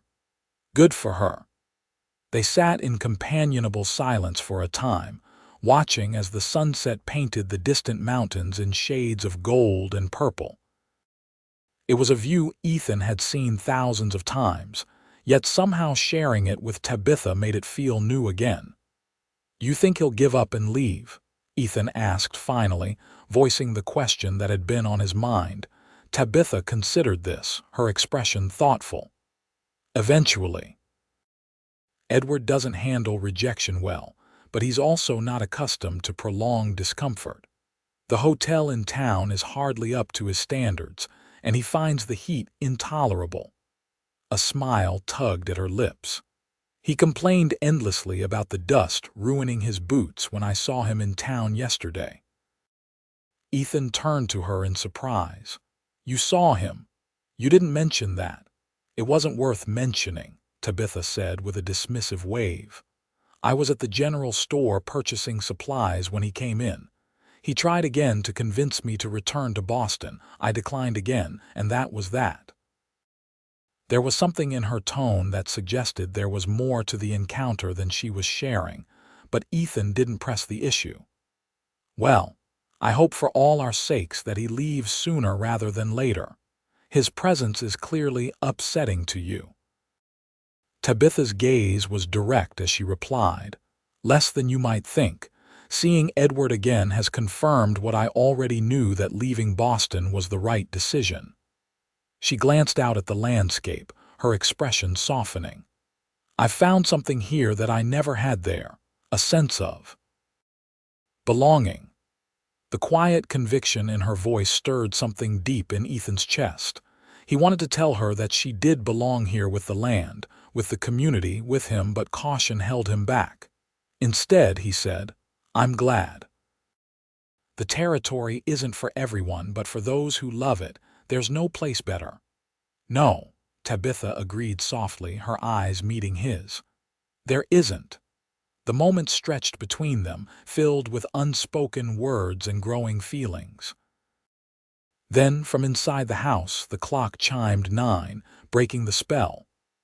I should turn in, Tabitha said, rising from her chair. Tomorrow is baking day, and I want to get an early start. Ethan stood as well, reluctant to see the evening end, but knowing she still needed her rest. Good night, then. Sleep well. You too, Ethan. She hesitated, then added, thank you for everything. As she disappeared into the house, Ethan remained on the porch, watching as the first stars appeared in the darkening sky. The conversation had left him with a sense of both hope and frustration. Hope that Tabitha truly felt she belonged here. Frustration at his own inability to tell her how central she had become to his vision of the future. He was still standing there, lost in thought, when the sound of approaching hoofbeats drew his attention. Instinctively, his hand moved to the revolver he kept at his hip, a necessary precaution in a territory where danger could arrive without warning. The rider came into view, and Ethan relaxed slightly as he recognized Thomas Wilson's sturdy frame. It was unusual for Thomas to visit so late, suggesting news that couldn't wait until morning. "Evening, Thomas," Ethan called as the older man dismounted. "What brings you out this way at this hour?" Thomas's normally jovial face was serious as he climbed the porch steps. "Trouble, I'm afraid. That Boston fellow Blackwell, he's been spreading some ugly rumors in town." Ethan's jaw tightened. "What kind of rumors?" Thomas glanced toward the house, lowering his voice. "The kind no decent man would repeat about a lady, especially my niece, implying that her position here is not what it seems." He cleared his throat awkwardly. "That you and she have an arrangement of a personal nature." Hot anger surged through Ethan. "That's a damned lie," he said, his voice tight with controlled fury. "Tabitha is above reproach, and everyone in Las Cruces knows it." "Of course she is," Thomas agreed hastily. "And most folks are dismissing it as the spite of a rejected suitor, but I thought you should know, especially since—" He trailed off, looking uncomfortable. "Since what?" Ethan pressed. Thomas sighed. "Since Blackwell has apparently challenged you to a duel if you don't release Tabitha from her employment so she can return to Boston with him." Ethan stared at him in disbelief. "A duel? What century does he think this is?" "He's been drinking heavily at the saloon," Thomas explained. "I suspect that's fueling some of this nonsense, but he seems genuinely convinced that you're somehow preventing Tabitha from returning to him." "That's absurd," Ethan said flatly. "Tabitha is here of her own free will. She can leave any time she chooses." Thomas nodded, relief evident in his expression. "That's what I told Sheriff Donovan, but I wanted to make sure you were aware of the situation. Blackwell may be a fool, but he's a dangerous one with his pride wounded." Ethan paced the length of the porch, his mind racing. "Does Tabitha know about any of this?" "No," Thomas said firmly. "And I'd prefer to keep it that way if possible. She's been through enough because of that man." Ethan nodded in agreement. "I'll handle Blackwell. There won't be any duels, but I'll make it clear that his behavior is unacceptable." Thomas looked relieved. "I knew I could count on your good sense, Ethan. Tabitha is fortunate to have found employment with a man of your character." After Thomas departed, Ethan remained on the porch for a long time, his thoughts turbulent. The idea that anyone would spread lies about Tabitha, questioning her virtue and dignity, filled him with a rage he hadn't experienced in years. Yet beneath the anger was a deeper concern that Blackwell's actions might drive Tabitha away from Las Cruces, away from the ranch, away from him. The thought was intolerable. In the months since she had walked into his kitchen and taken over his disastrous attempts at cooking, Tabitha had become essential to his happiness in a way no one had been since his parents died. The idea of returning to life without her quiet strength, her gentle humor, her unassuming competence that made the ranch feel like a home again, it left a hollow feeling in his chest. Ethan made his decision. Tomorrow, he would ride into town and confront Edward Blackwell directly. Not with guns or fists, but with the truth. That Tabitha was her own woman, free to make her own choices, and that her place was wherever she decided it to be. And perhaps, if he found the courage, he would finally tell her that he hoped she would choose to stay not as his cook, but as something far more important. Morning found Ethan in the barn, saddling his horse earlier than usual. He had spent a restless night, his mind churning with thoughts of Blackwell's slander and what it might mean for Tabitha if the rumors spread beyond Las Cruces. "Going somewhere?" Tabitha's voice startled him as she appeared in the barn doorway, a basket over her arm. Ethan straightened, forcing a casual tone. "Just some business in town. I shouldn't be long." Tabitha studied his face, her perceptiveness reading more than he intended to reveal. "This wouldn't have anything to do with Edward, would it? Thomas looked rather serious when he left last night." Ethan hesitated, torn between protecting her from Blackwell's ugliness and respecting her right to know what was being said about her. "Blackwell's been causing some trouble," he admitted finally. "I think it's time someone had a frank conversation with him." Tabitha set her basket down, her expression hardening. "What kind of trouble?" Seeing no way around it, Ethan told her the truth, though he softened the worst of Blackwell's insinuations. As he spoke, Tabitha's face paled, then flushed with anger. That despicable, arrogant. She took a deep breath, visibly collecting herself. "Well, that settles it. I'm coming with you." "Tabitha, no," Ethan protested. "This isn't something you should have to deal with." "On the contrary," she replied firmly, "it's exactly what I should deal with. These are lies about me, Ethan. My reputation, my choices. I won't hide at the ranch while you fight my battles." There was a fierce determination in her eyes that Ethan recognized all too well. She would not be dissuaded, and perhaps she was right. This was her fight as much as his. "All right," he conceded. "But I want you to let me speak to him first. Blackwell is unstable, especially when he's been drinking." Tabitha nodded her agreement. "I'll change into my riding skirt. Will you wait for me?" "Of course."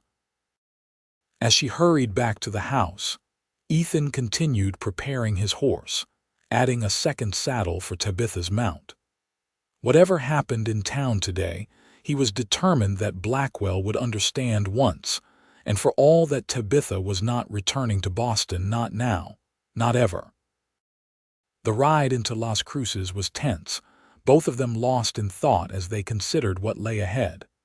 When they reached town, Ethan directed their horses toward the modest hotel where Blackwell was staying. "Let's check here first," he suggested. "If he's not in his room, we'll try the saloon." The hotel owner, Mrs. Delaney, greeted them with surprise. "Mr. Ramsey, Miss Winters, what brings you to town on a Tuesday?" "We're looking for Mr. Blackwell," Ethan explained. "Is he in?" Mrs. Delaney's expression turned sour. "That one? No, he's not. Checked out first thing this morning, complaining about the accommodations the entire time as if I was running some flea-ridden flophouse instead of the finest hotel in Las Cruces." Tabitha exchanged a startled look with Ethan. "He's left town. Headed for Santa Fe on the morning stage, Mrs. Delaney confirmed. "Good riddance, if you ask me. Never met a more disagreeable guest in all my years of innkeeping." Relief washed over Ethan, followed quickly by suspicion. It seemed too convenient that Blackwell would leave just as his rumors were beginning to circulate. "Did he say why he was leaving so suddenly?" Mrs. Delaney's eyes twinkled with mischief. "Well, he didn't say it to me directly, but I couldn't help overhearing him muttering about uncivilized Western barbarians and how he'd see to it properly from a distance, whatever that means." Tabitha's brow furrowed. "That doesn't sound like Edward admitting defeat." "No," Ethan agreed. "It sounds like he's changing tactics." They thanked Mrs. Delaney and stepped back onto the boardwalk, both trying to make sense of this new development. Ethan was about to suggest they visit Sheriff Donovan for more information when Thomas Wilson hailed them from across the street. "Tabitha." "Ethan. Just the people I was hoping to find," he called, hurrying toward them with an envelope in his hand. "This came for you, Tabitha, by special messenger from Santa Fe. Arrived not 10 minutes ago." Tabitha accepted the envelope with a frown, noting the expensive paper and elegant handwriting. "It's from Edward," she confirmed, breaking the seal and unfolding the letter within. As she read, her expression changed from confusion to disbelief to outrage. Of all the underhanded, manipulative. She thrust the letter at Ethan, Too angry to continue, Ethan scanned the contents, his own temper rising with each line. Blackwell had written that he was returning to Boston to set matters right with Tabitha's father, implying that Professor Winters would be horrified to learn of his daughter's current situation. He suggested that, unless Tabitha returned to Boston immediately, her father would likely travel west himself to rescue her from her unfortunate circumstances. "He's trying to use my father against me," Tabitha said, her voice tight with anger. "As if Papa would ever." She trailed off, uncertainty crossing her features, though he might worry if Edward presents things in a certain light. "What will you do?" Thomas asked, concern evident in his kind face. Tabitha straightened her shoulders, determination replacing doubt. "I'll write to Father immediately, explaining everything truthfully before Edward can poison his mind with lies." She looked at Ethan. "Would you mind terribly if I return to the ranch? I want to compose the letter while my thoughts are clear." "Of course," Ethan agreed. "I'll help you in any way I can." As they prepared to leave town, a new thought struck Ethan. "Tabitha, wait, there's another option you might consider." She looked at him questioningly. "What's that?" Ethan hesitated, aware that what he was about to suggest was significant, potentially life-changing for both of them. "You could invite your father to visit, to see for himself what your life is like here." Tabitha's eyes widened at the suggestion. "You would welcome my father to the ranch." "Of course," Ethan said simply. "He's your family." Something soft and wondering entered Tabitha's expression. "Ethan Ramsey," she said quietly, "you continue to surprise me in the most wonderful ways." Thomas, watching this exchange with barely concealed delight, clapped his hands together. "Excellent idea. Professor Winters should see the territory for himself and meet the people who have come to care so deeply for his daughter." The emphasis he placed on people left little doubt as to his meaning, causing Ethan to flush slightly and Tabitha to become suddenly interested in adjusting her horse's bridle. On the ride back to the ranch, they discussed the logistics of inviting Professor Winters to visit. The journey from Boston was long and costly, but not insurmountable. "Father has never traveled west of the Mississippi," Tabitha mused. "He's always been curious about the territories, though his academic responsibilities keep him tied to Harvard most of the year." "Summer break," Ethan suggested. "That would give him several weeks to travel here and back." Tabitha nodded thoughtfully. "Yes, that might work, and he would see the ranch at its best with everything green from the summer rains." There was something deeply significant about planning for her father's visit, about the assumption that Tabitha would still be at the ranch months from now. It spoke of permanence, of a future that included both of them together. As they approached the ranch, Tabitha suddenly asked, "Why did you do it, Ethan?" "Do what?" "Take me on as your cook that day. You were clearly skeptical about hiring a city woman from Boston. What changed your mind?" Ethan considered the question, remembering the morning she had arrived with Thomas, how his initial reluctance had given way to something else entirely when she had walked into his kitchen and taken command of his disastrous breakfast attempt. "I was hungry," he said finally, a smile tugging at his lips, "and you promised food that wasn't burnt beyond recognition." Tabitha laughed, the sound bright in the clear air. "A man driven by his stomach, how disappointingly practical." "Well, there was also the matter of your eyes," Ethan continued, his voice softer. "I'd never seen that particular shade of green before, like spring leaves in the sunlight." Tabitha's laughter faded, replaced by a look of quiet wonder. "Oh," she said simply. They had reached the ranch now, the familiar buildings a welcome sight after the tensions of the morning. As Ethan helped Tabitha down from her horse, their hands lingered together longer than strictly necessary. "Tabitha," he began, gathering his courage. "There's something I've been wanting to tell you, Miss Tabitha." Miguel's voice interrupted as he jogged toward them, his expression unusually serious. "There's been an accident. Josiah fell from the roof of the storage shed while making repairs. His ankle's pretty bad. We've got him in the bunkhouse." Ethan immediately shifted into action, pushing his personal feelings aside. "Tabitha, can you gather medical supplies? I'll go see how bad it is." She nodded, already moving toward the house. "I'll bring everything to the bunkhouse." As they separated, each focused on the immediate crisis, Ethan couldn't help feeling that an opportunity had been lost. Yet as he hurried to Josiah's side, he consoled himself with the knowledge that there would be other moments. Tabitha wasn't leaving, not for Boston, not for anywhere. Of that, at least, he was certain. The weeks following Edward Blackwell's departure from Las Cruces brought a renewed sense of peace to the ranch. Josiah's ankle proved to be sprained rather than broken, and under Tabitha's careful nursing, he was back on light duty within days. Tabitha's letter to her father had been sent, along with a formal invitation to visit the ranch during his summer break. Now, all they could do was wait for his response. In the meantime, life settled into a comfortable rhythm. Summer was in full bloom, bringing afternoon thunderstorms that transformed the landscape into a tapestry of green and gold. The cattle grew fat on the abundant grass, and the ranch prospered under Ethan's careful management. Tabitha, fully recovered from her illness, threw herself into her work with renewed energy.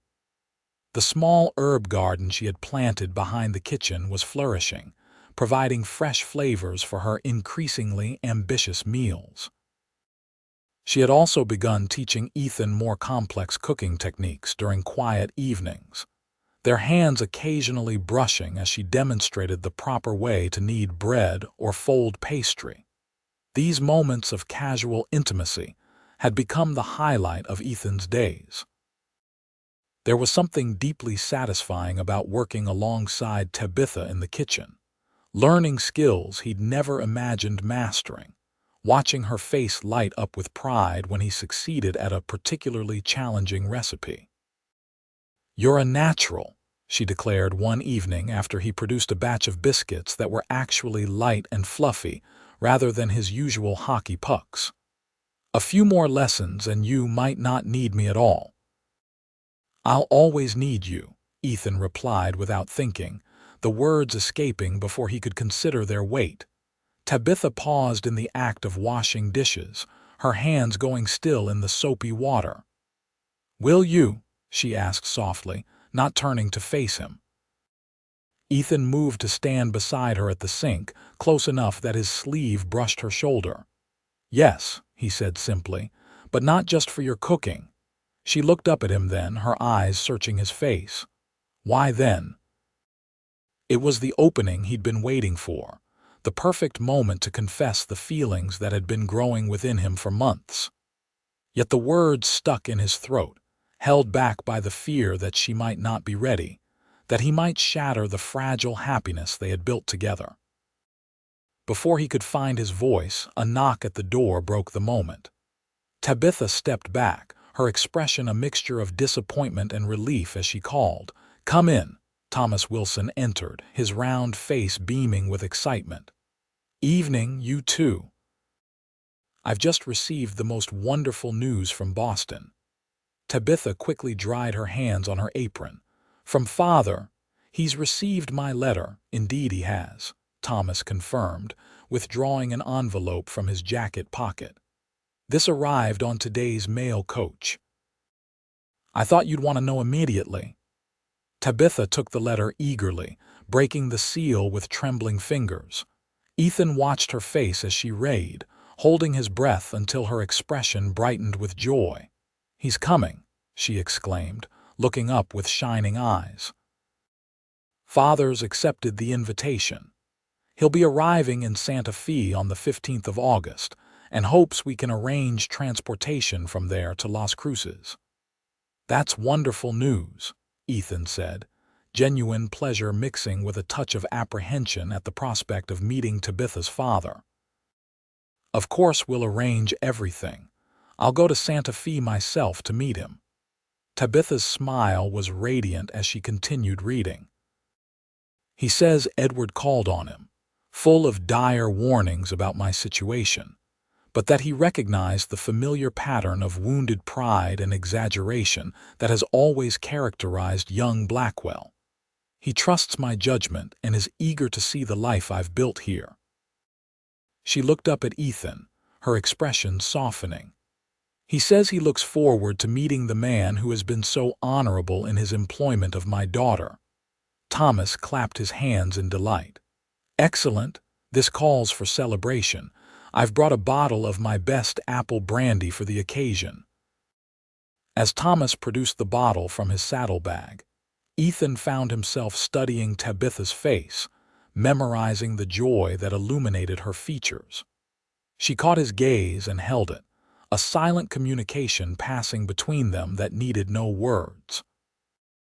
Whatever the future held, her father's visit marked a turning point in acknowledgement that her life in New Mexico was not temporary but a new beginning. That night, after Thomas had departed and the kitchen was quiet once more, Tabitha lingered by the doorway to her quarters. "Ethan," she said hesitantly, "earlier, before Uncle Thomas arrived, you were saying something." Ethan looked at her, backlit by the lamplight from her room, her auburn hair loose around her shoulders, and felt a surge of tenderness so powerful it nearly overwhelmed him. "It can wait," he said gently. "We have time." Tabitha's smile was small but understanding. "Yes," she agreed softly, "we do." As August approached, preparations for Professor Winters's visit intensified. Ethan supervised a thorough cleaning of the entire ranch house, while Tabitha transformed the small guest bedroom into a welcoming space for her father. Complete with fresh curtains, she had sewn herself, and a bookshelf stocked with volumes she thought might interest him. "Do you think he'll be comfortable here?" she asked Ethan anxiously as they surveyed the room together.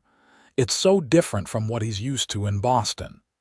Ethan placed a reassuring hand on her shoulder. "He'll be comfortable because you're here," he said simply. "The rest is just details." She smiled gratefully, leaning slightly into his touch. "I hope so. I want him to understand why I've chosen to stay." The words sent a thrill through Ethan, a confirmation that her decision was made, that Las Cruces and the ranch were now her home. He squeezed her shoulder gently before letting his hand fall away. "He will." As the 15th of August drew nearer, Ethan found himself increasingly nervous about meeting Professor Jonathan Winters. This was Tabitha's beloved father, the man who had raised her after her mother's death, who had shaped her character and intellect. His opinion mattered not just to Tabitha, but to Ethan as well.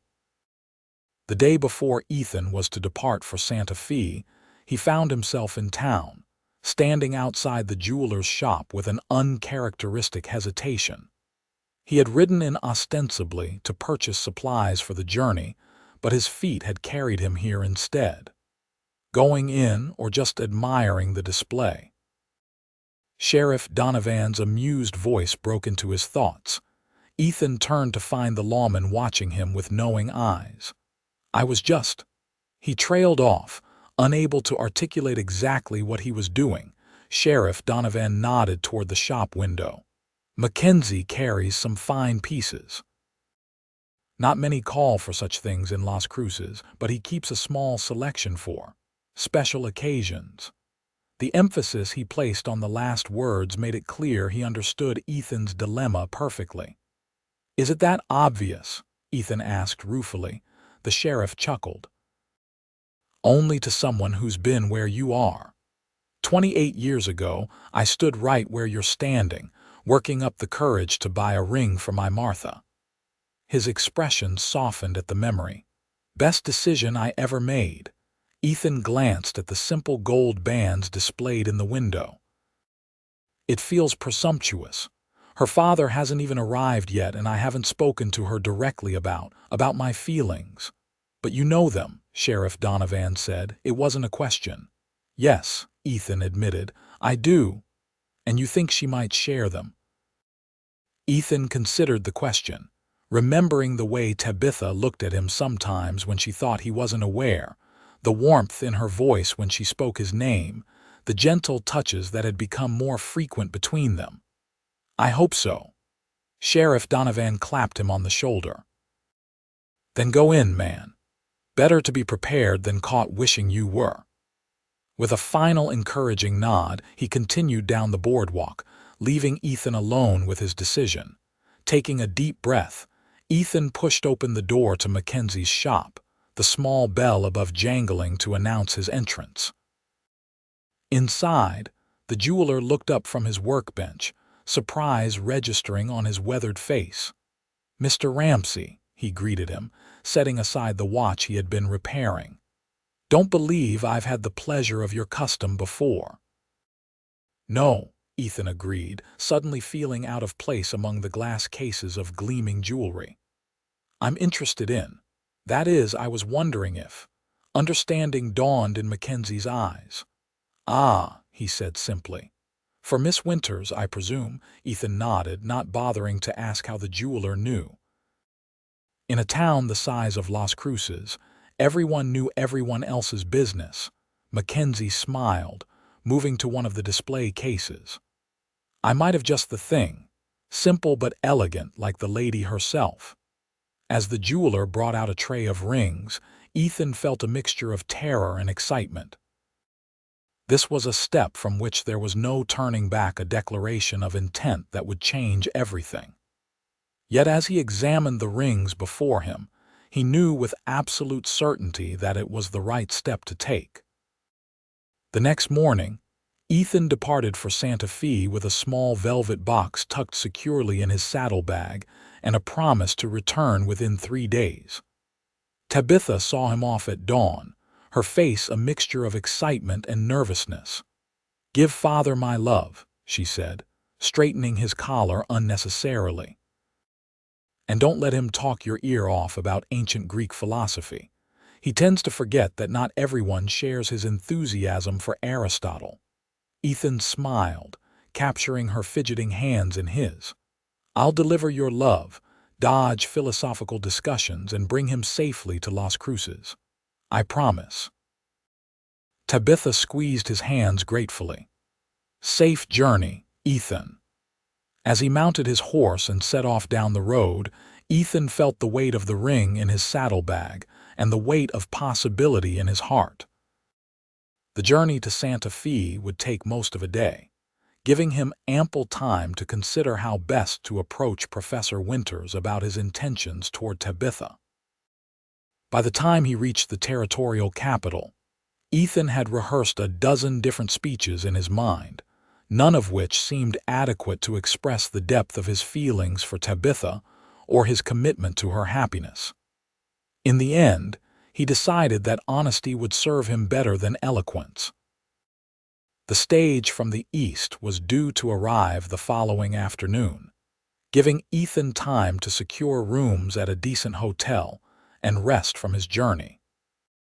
He spent a restless night, his mind alternating between anticipation at meeting Professor Winters and anxiety about the conversation he hoped to have with the man. When the stage finally rolled into Santa Fe, dust-covered and several hours behind schedule, Ethan was waiting in the crowded plaza. Passengers disembarked one by one, weary from the long journey but relieved to have reached their destination. Last to emerge was a tall, slender man with graying auburn hair and a thoughtful expression that immediately reminded Ethan of Tabitha. Professor Winters. Ethan approached, extending his hand. "I'm Ethan Ramsey. Tabitha sent me to escort you to Las Cruces." The professor's face brightened at the mention of his daughter. "Mr. Ramsey, a pleasure to meet you at last." He shook Ethan's hand firmly. "Tabitha's letters speak highly of you and your ranch." "The feeling is mutual," Ethan assured him. Your daughter has become invaluable to us all. The words were inadequate to express how truly essential Tabitha had become, but they would have to do for now. Professor Winters studied him with keen eyes that seemed to see more than Ethan intended to reveal. "Indeed," he said thoughtfully. "Well, I look forward to seeing this place that has captured my daughter's heart so thoroughly." They retrieved the professor's luggage and made their way to the hotel where Ethan had reserved rooms. Over dinner, the conversation flowed easily, with Professor Winters proving to be an engaging companion despite his academic background. He was genuinely interested in the territory, asking intelligent questions about ranching, local politics, and the relations between the various cultural groups that called New Mexico home. Tabitha writes that the community in Las Cruces has been exceptionally welcoming, he remarked as they enjoyed after-dinner coffee. "She seems happier in her letters than I've seen her in years." Ethan nodded, seizing the opening. "Las Cruces is a good place with good people. And Tabitha, she fits there, Professor, as if she was always meant to be part of the community." "Part of your household, you mean," the professor said, his tone neutral but his eyes sharp. "Yes," Ethan admitted, "though it's more accurate to say she's made it her household as well. The ranch was just a place before she arrived. Now it's a home." Professor Winters set down his coffee cup, regarding Ethan with a frank expression. "Mr. Ramsey, I sense there's something you wish to discuss with me beyond the details of our journey to Las Cruces." This was the moment Ethan had been anticipating and dreading in equal measure. He took a deep breath, meeting the older man's gaze directly. "Yes, sir, there is. I would like your blessing to ask for Tabitha's hand in marriage." The professor's eyebrows rose slightly, but he didn't appear shocked by the request. "I see. And does my daughter share your feelings?" "I believe she does," Ethan said carefully. "Though we haven't spoken of it directly, I wanted to speak with you first out of respect for both you and her." A smile tugged at the professor's lips. Old-fashioned values. Tabitha mentioned those in her letters as well. He leaned back in his chair, considering Ethan thoughtfully. "Tell me, Mr. Ramsey, what is it you love about my daughter?" The directness of the question caught Ethan off guard, but he found the answer came easily. "Everything," he said simply. "Her kindness, her strength, the way she faces challenges without complaint, her intelligence and wit. The grace with which she's adapted to a life so different from what she knew in Boston." He paused, then added quietly, "The way she makes everyone around her better by her presence." Professor Winters nodded slowly. "And what would you offer her as a husband that she doesn't already have as your employee, security?" Ethan replied without hesitation. "Partnership. A future built together rather than separately. Children if she wants them. My name, my heart, everything I have or ever will have." He met the professor's gaze steadily. "And love, complete and unwavering for as long as I live." A long moment of silence followed his words. Then, to Ethan's surprise, Professor Winters smiled broadly. "Well said, Mr. Ramsey, very well said indeed." He extended his hand across the table. "You have my blessing, though I suspect you would have proceeded regardless." Ethan shook the offered hand, relief washing over him. "Thank you, sir.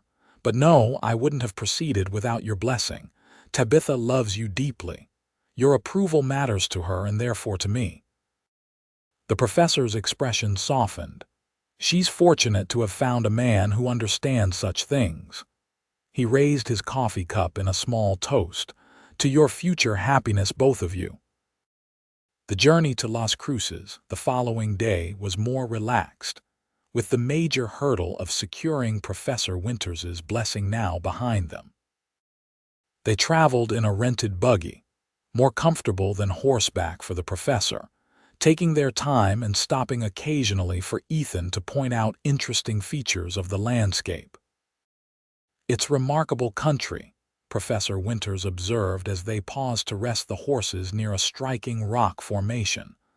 Harsh in its way, but with a beauty I hadn't anticipated from Tabitha's descriptions. "It grows on you," Ethan agreed. "I was born in Missouri, came west with my parents when I was 10. Couldn't imagine living anywhere else now." "And you think Tabitha feels the same, that she won't miss Boston and its amenities?" Ethan considered the question seriously. "I think she misses certain aspects of Boston, the libraries, the museums, the changing seasons. But I don't think she misses the social constraints or the expectations placed on her there." He gestured at the open landscape around them. "Here, she's free to be herself." "I believe that matters more to her than concerts or fancy shops."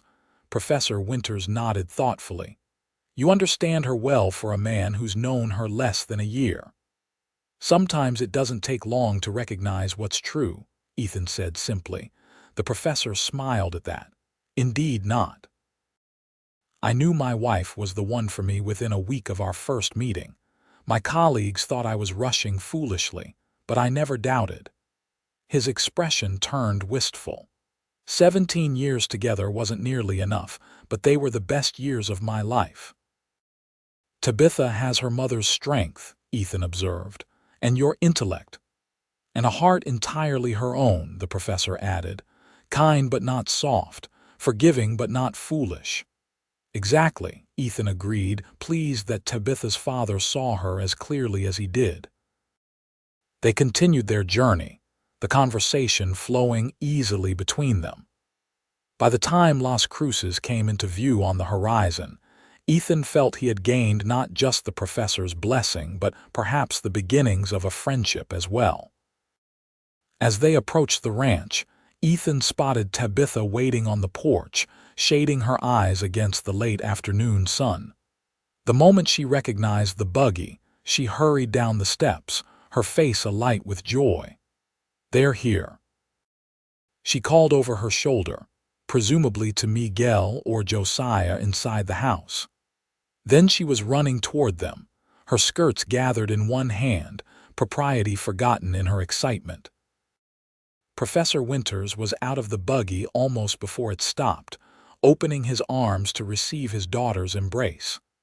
"My dear girl," he murmured, holding her tightly. "How I've missed you." Ethan remained in the driver's seat, giving father and daughter a moment of privacy for their reunion.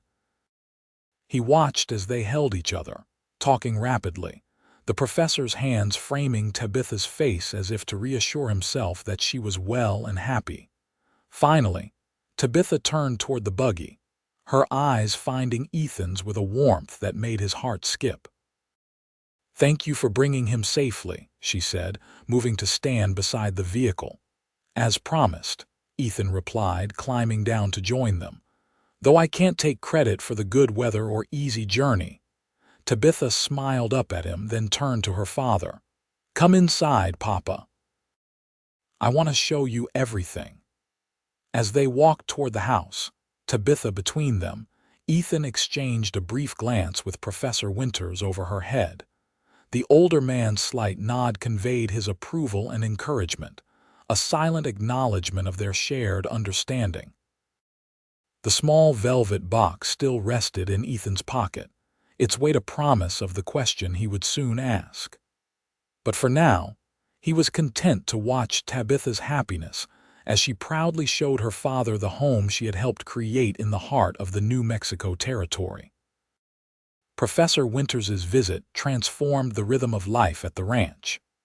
Meals became longer, more conversational affairs as the professor regaled them with tales of Boston academic life and his own scholarly pursuits. He proved to be an engaging storyteller, his dry wit drawing laughter from everyone at the table, including the usually taciturn Josiah.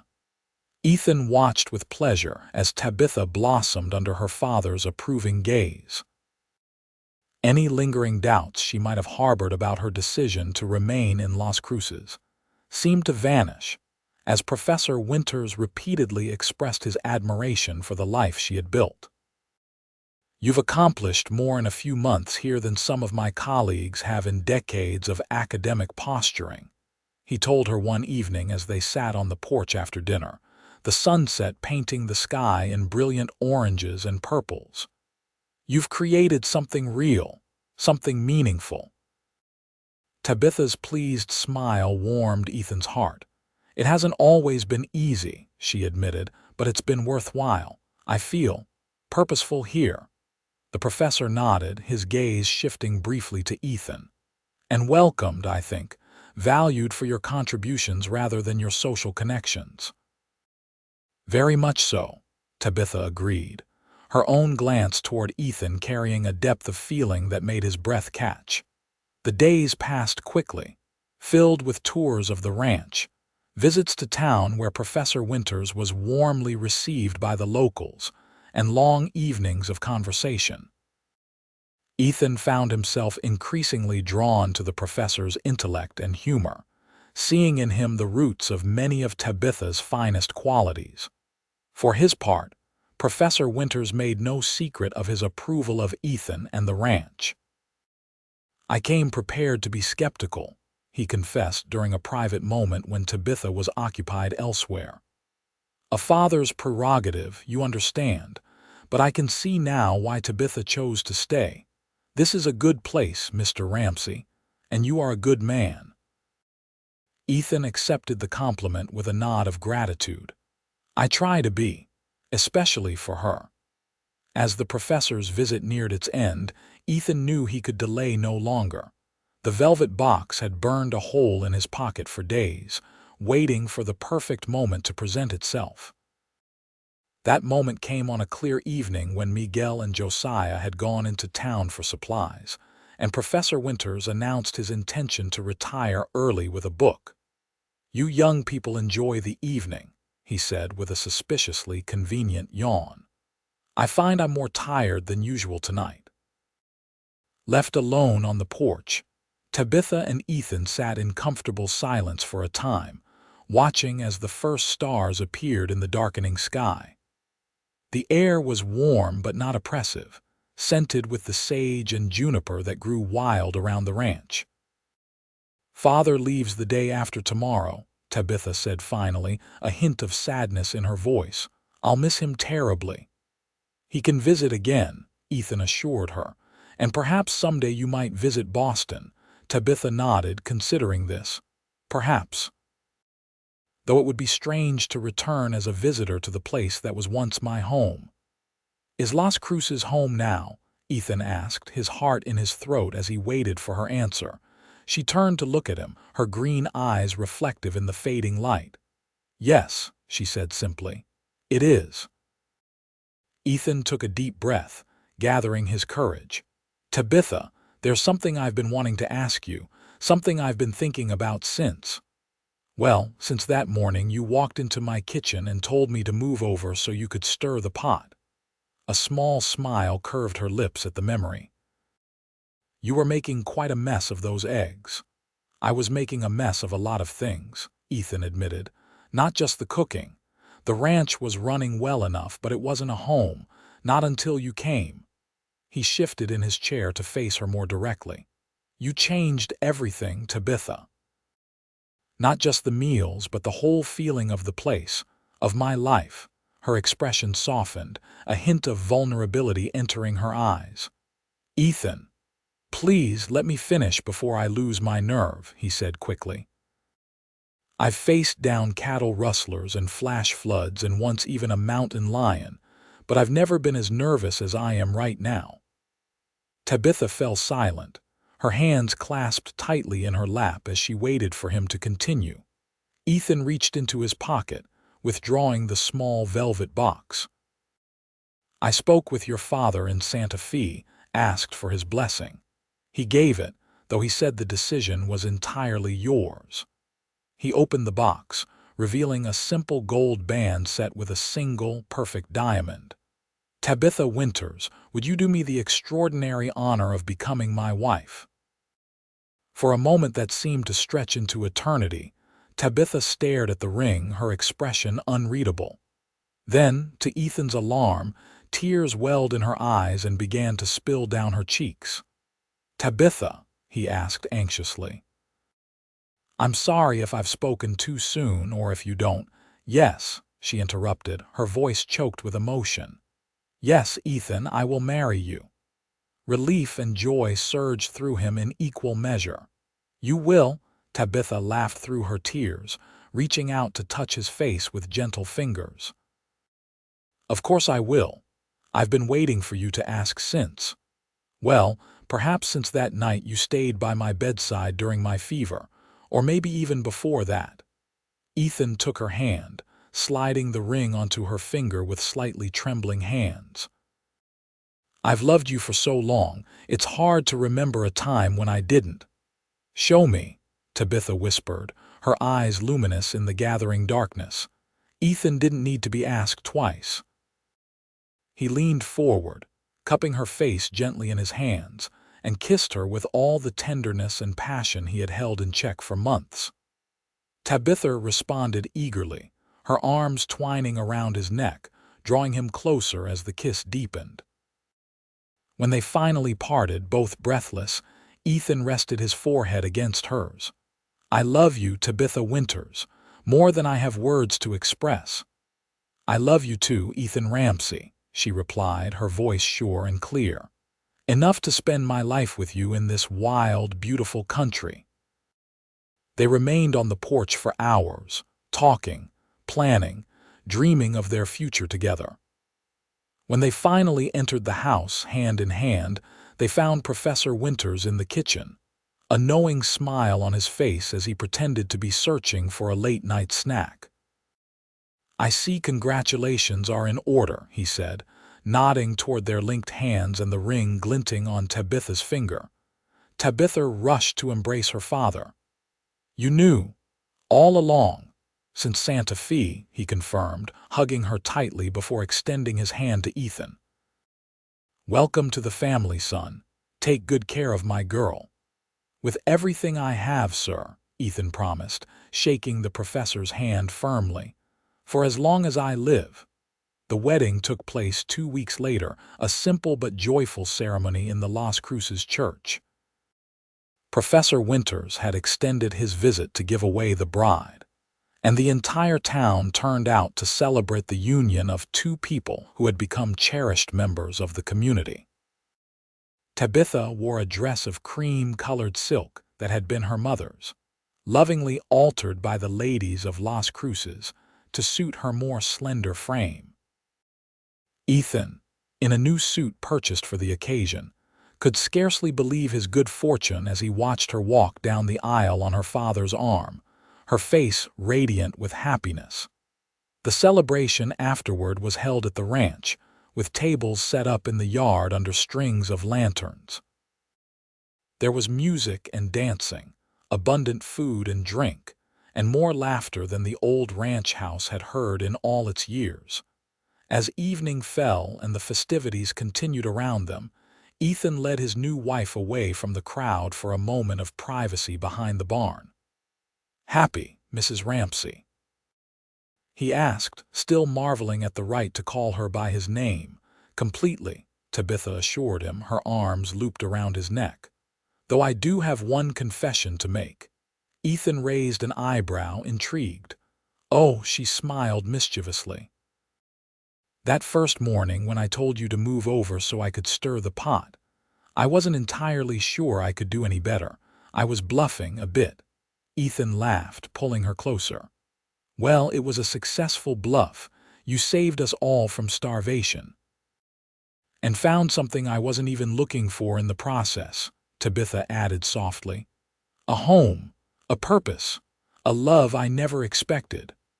"I'd say that's worth a bit of bluffing," Ethan murmured, lowering his head to kiss her again. From the yard came the sound of laughter and music, the community that had embraced them both celebrating their union. Soon, they would return to their guests, to the dancing and toasting that would continue well into the night.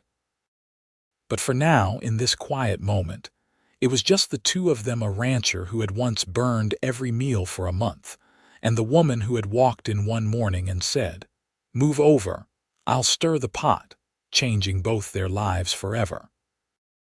5 years later, the Ramsey ranch had nearly doubled in size and prosperity. Careful management and strategic land purchases had expanded their holdings, and the herd was now one of the finest in the territory. The ranch house had grown as well, with additional rooms built to accommodate their growing family. On a warm spring morning, Ethan stood on the porch, coffee in hand, watching as his 3-year-old son, Jonathan, named for Tabitha's father, chased butterflies in the yard under the watchful eye of Maria, the Mexican woman who helped with the household now that Tabitha's duties had expanded beyond cooking. From inside came the sound of Tabitha's voice, singing softly to their newest addition, 1-month-old Alina, named for Ethan's mother. The gentle lullaby drifted through the open window, filling Ethan's heart with a contentment so profound it sometimes still took him by surprise. "Papa, look," Jonathan called, pointing excitedly at a particularly large butterfly that had landed on a nearby flowering bush. "I see it, son," Ethan called back, smiling at the boy's enthusiasm. Jonathan had Tabitha's auburn hair and keen intelligence, combined with Ethan's height and sturdy build, a perfect blend of them both. The sound of hoofbeats drew his attention to the road, where a rider approached at a leisurely pace. As the figure drew nearer, Ethan recognized Thomas Wilson, still robust despite the passing years, his round face creased in a perpetual smile these days. "Morning, Thomas," Ethan called, setting down his coffee cup to greet his visitor. "What brings you out this way so early?" Thomas dismounted with the agility of a much younger man, tipping his hat to Maria and swooping Jonathan up for a hug before answering. "Letter from Boston," he explained, reaching into his jacket pocket. "Thought you and Tabitha would want it right away, from her father." Professor Winters had returned to Boston after the wedding, but had visited twice since then, once when Jonathan was born, and again last year for an extended summer stay. His letters were frequent and always eagerly anticipated, filled with news of his academic life and warm inquiries about the family. "Tabitha will be delighted," Ethan said, accepting the letter. "She was just saying yesterday that we were overdue for news from Boston." "Come inside. She'll want to read it with you here." They entered the house, where they found Tabitha in the parlor, gently rocking Alina in her arms. The years had added a subtle maturity to her beauty. Motherhood suited her, bringing a new softness to her features while strengthening the quiet confidence that had always characterized her. "Uncle Thomas," she exclaimed, her face lighting up. "What a lovely surprise." Thomas beamed at the sight of his niece and the infant. "Brought a letter from your father," he explained, gesturing to the envelope in Ethan's hand. "And wanted to see this little beauty again, of course." Tabitha smiled, carefully shifting Alina so that Thomas could see her better. "She's just fallen asleep, but you're welcome to hold her if you like." While Thomas cooed over the baby, Ethan handed the letter to Tabitha. "Would you like me to read it aloud?" he offered, knowing she would be reluctant to disturb Alina's peaceful slumber. Tabitha nodded gratefully.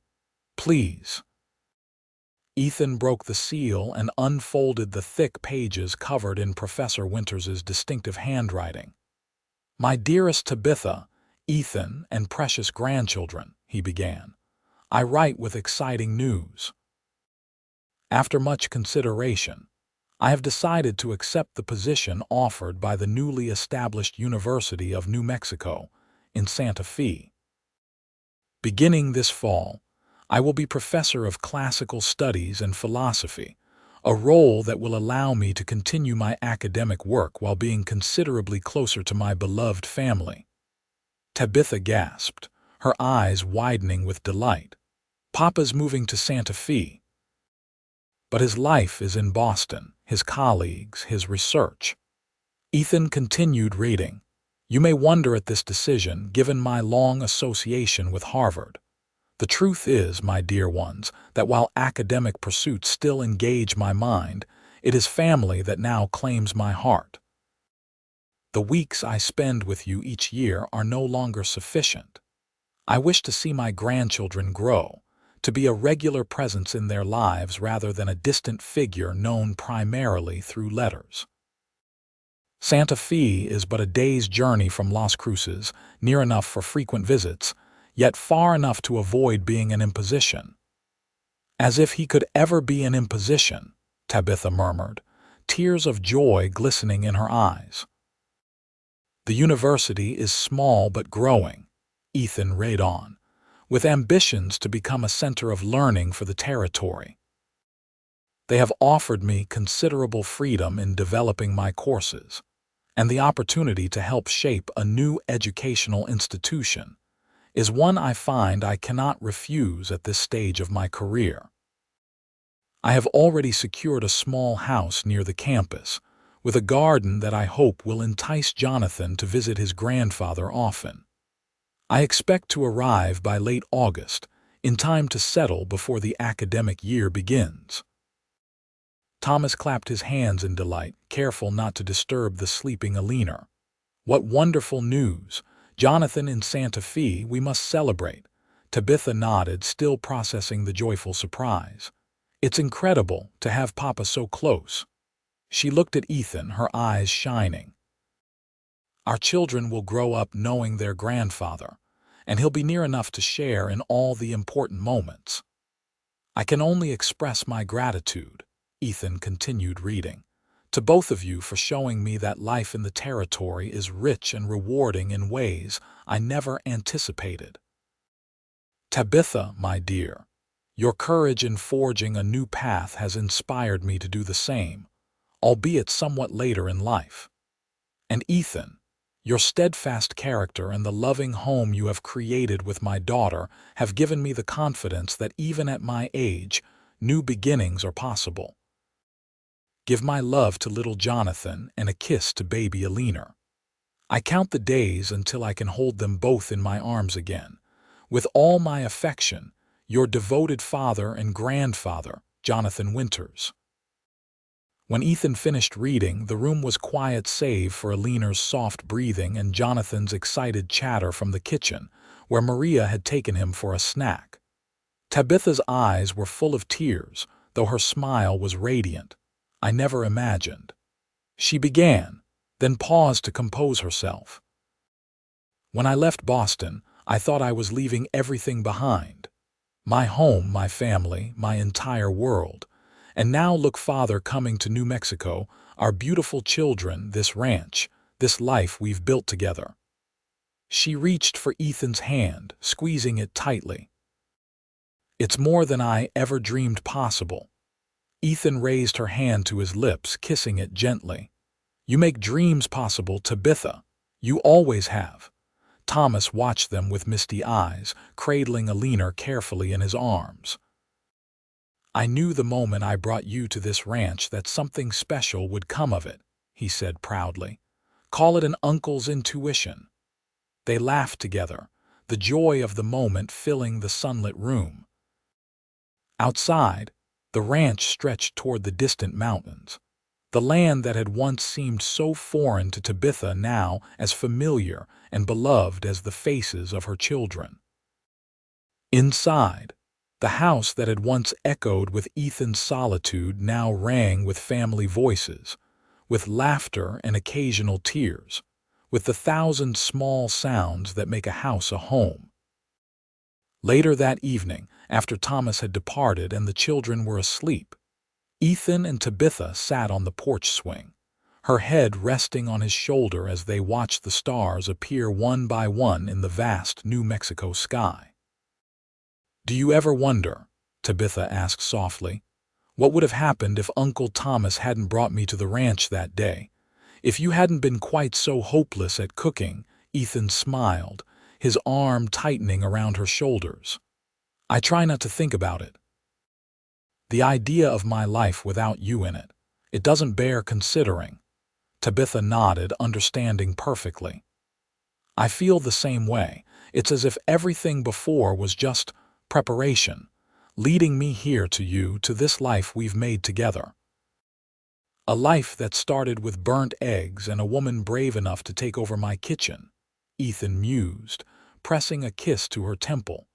Tabitha laughed softly, the sound as precious to him now as it had been the first time he heard it. Who would have thought that move over I'll stir the pot would lead to all this? I'm glad it did, Ethan said simply. Every day I'm glad it did. As the night deepened around them, they remained on the porch, talking softly of Professor Winters's imminent arrival in Santa Fe, of Jonathan's growing curiosity about the world, of Alina's first smile that morning. Small moments, ordinary conversations, the stuff of a life built together, day by day, choice by choice, love by love. Inside the house, the kitchen where it all began stood clean and ready for morning. The hearth that had once produced only smoke and charred food, now the heart of a home filled with warmth and nourishment. And outside, under the vast canopy of stars, a rancher and the woman who had saved him from his own cooking held each other close, grateful for the twist of fate that had brought them together and the love that would keep them that way for all the days to come.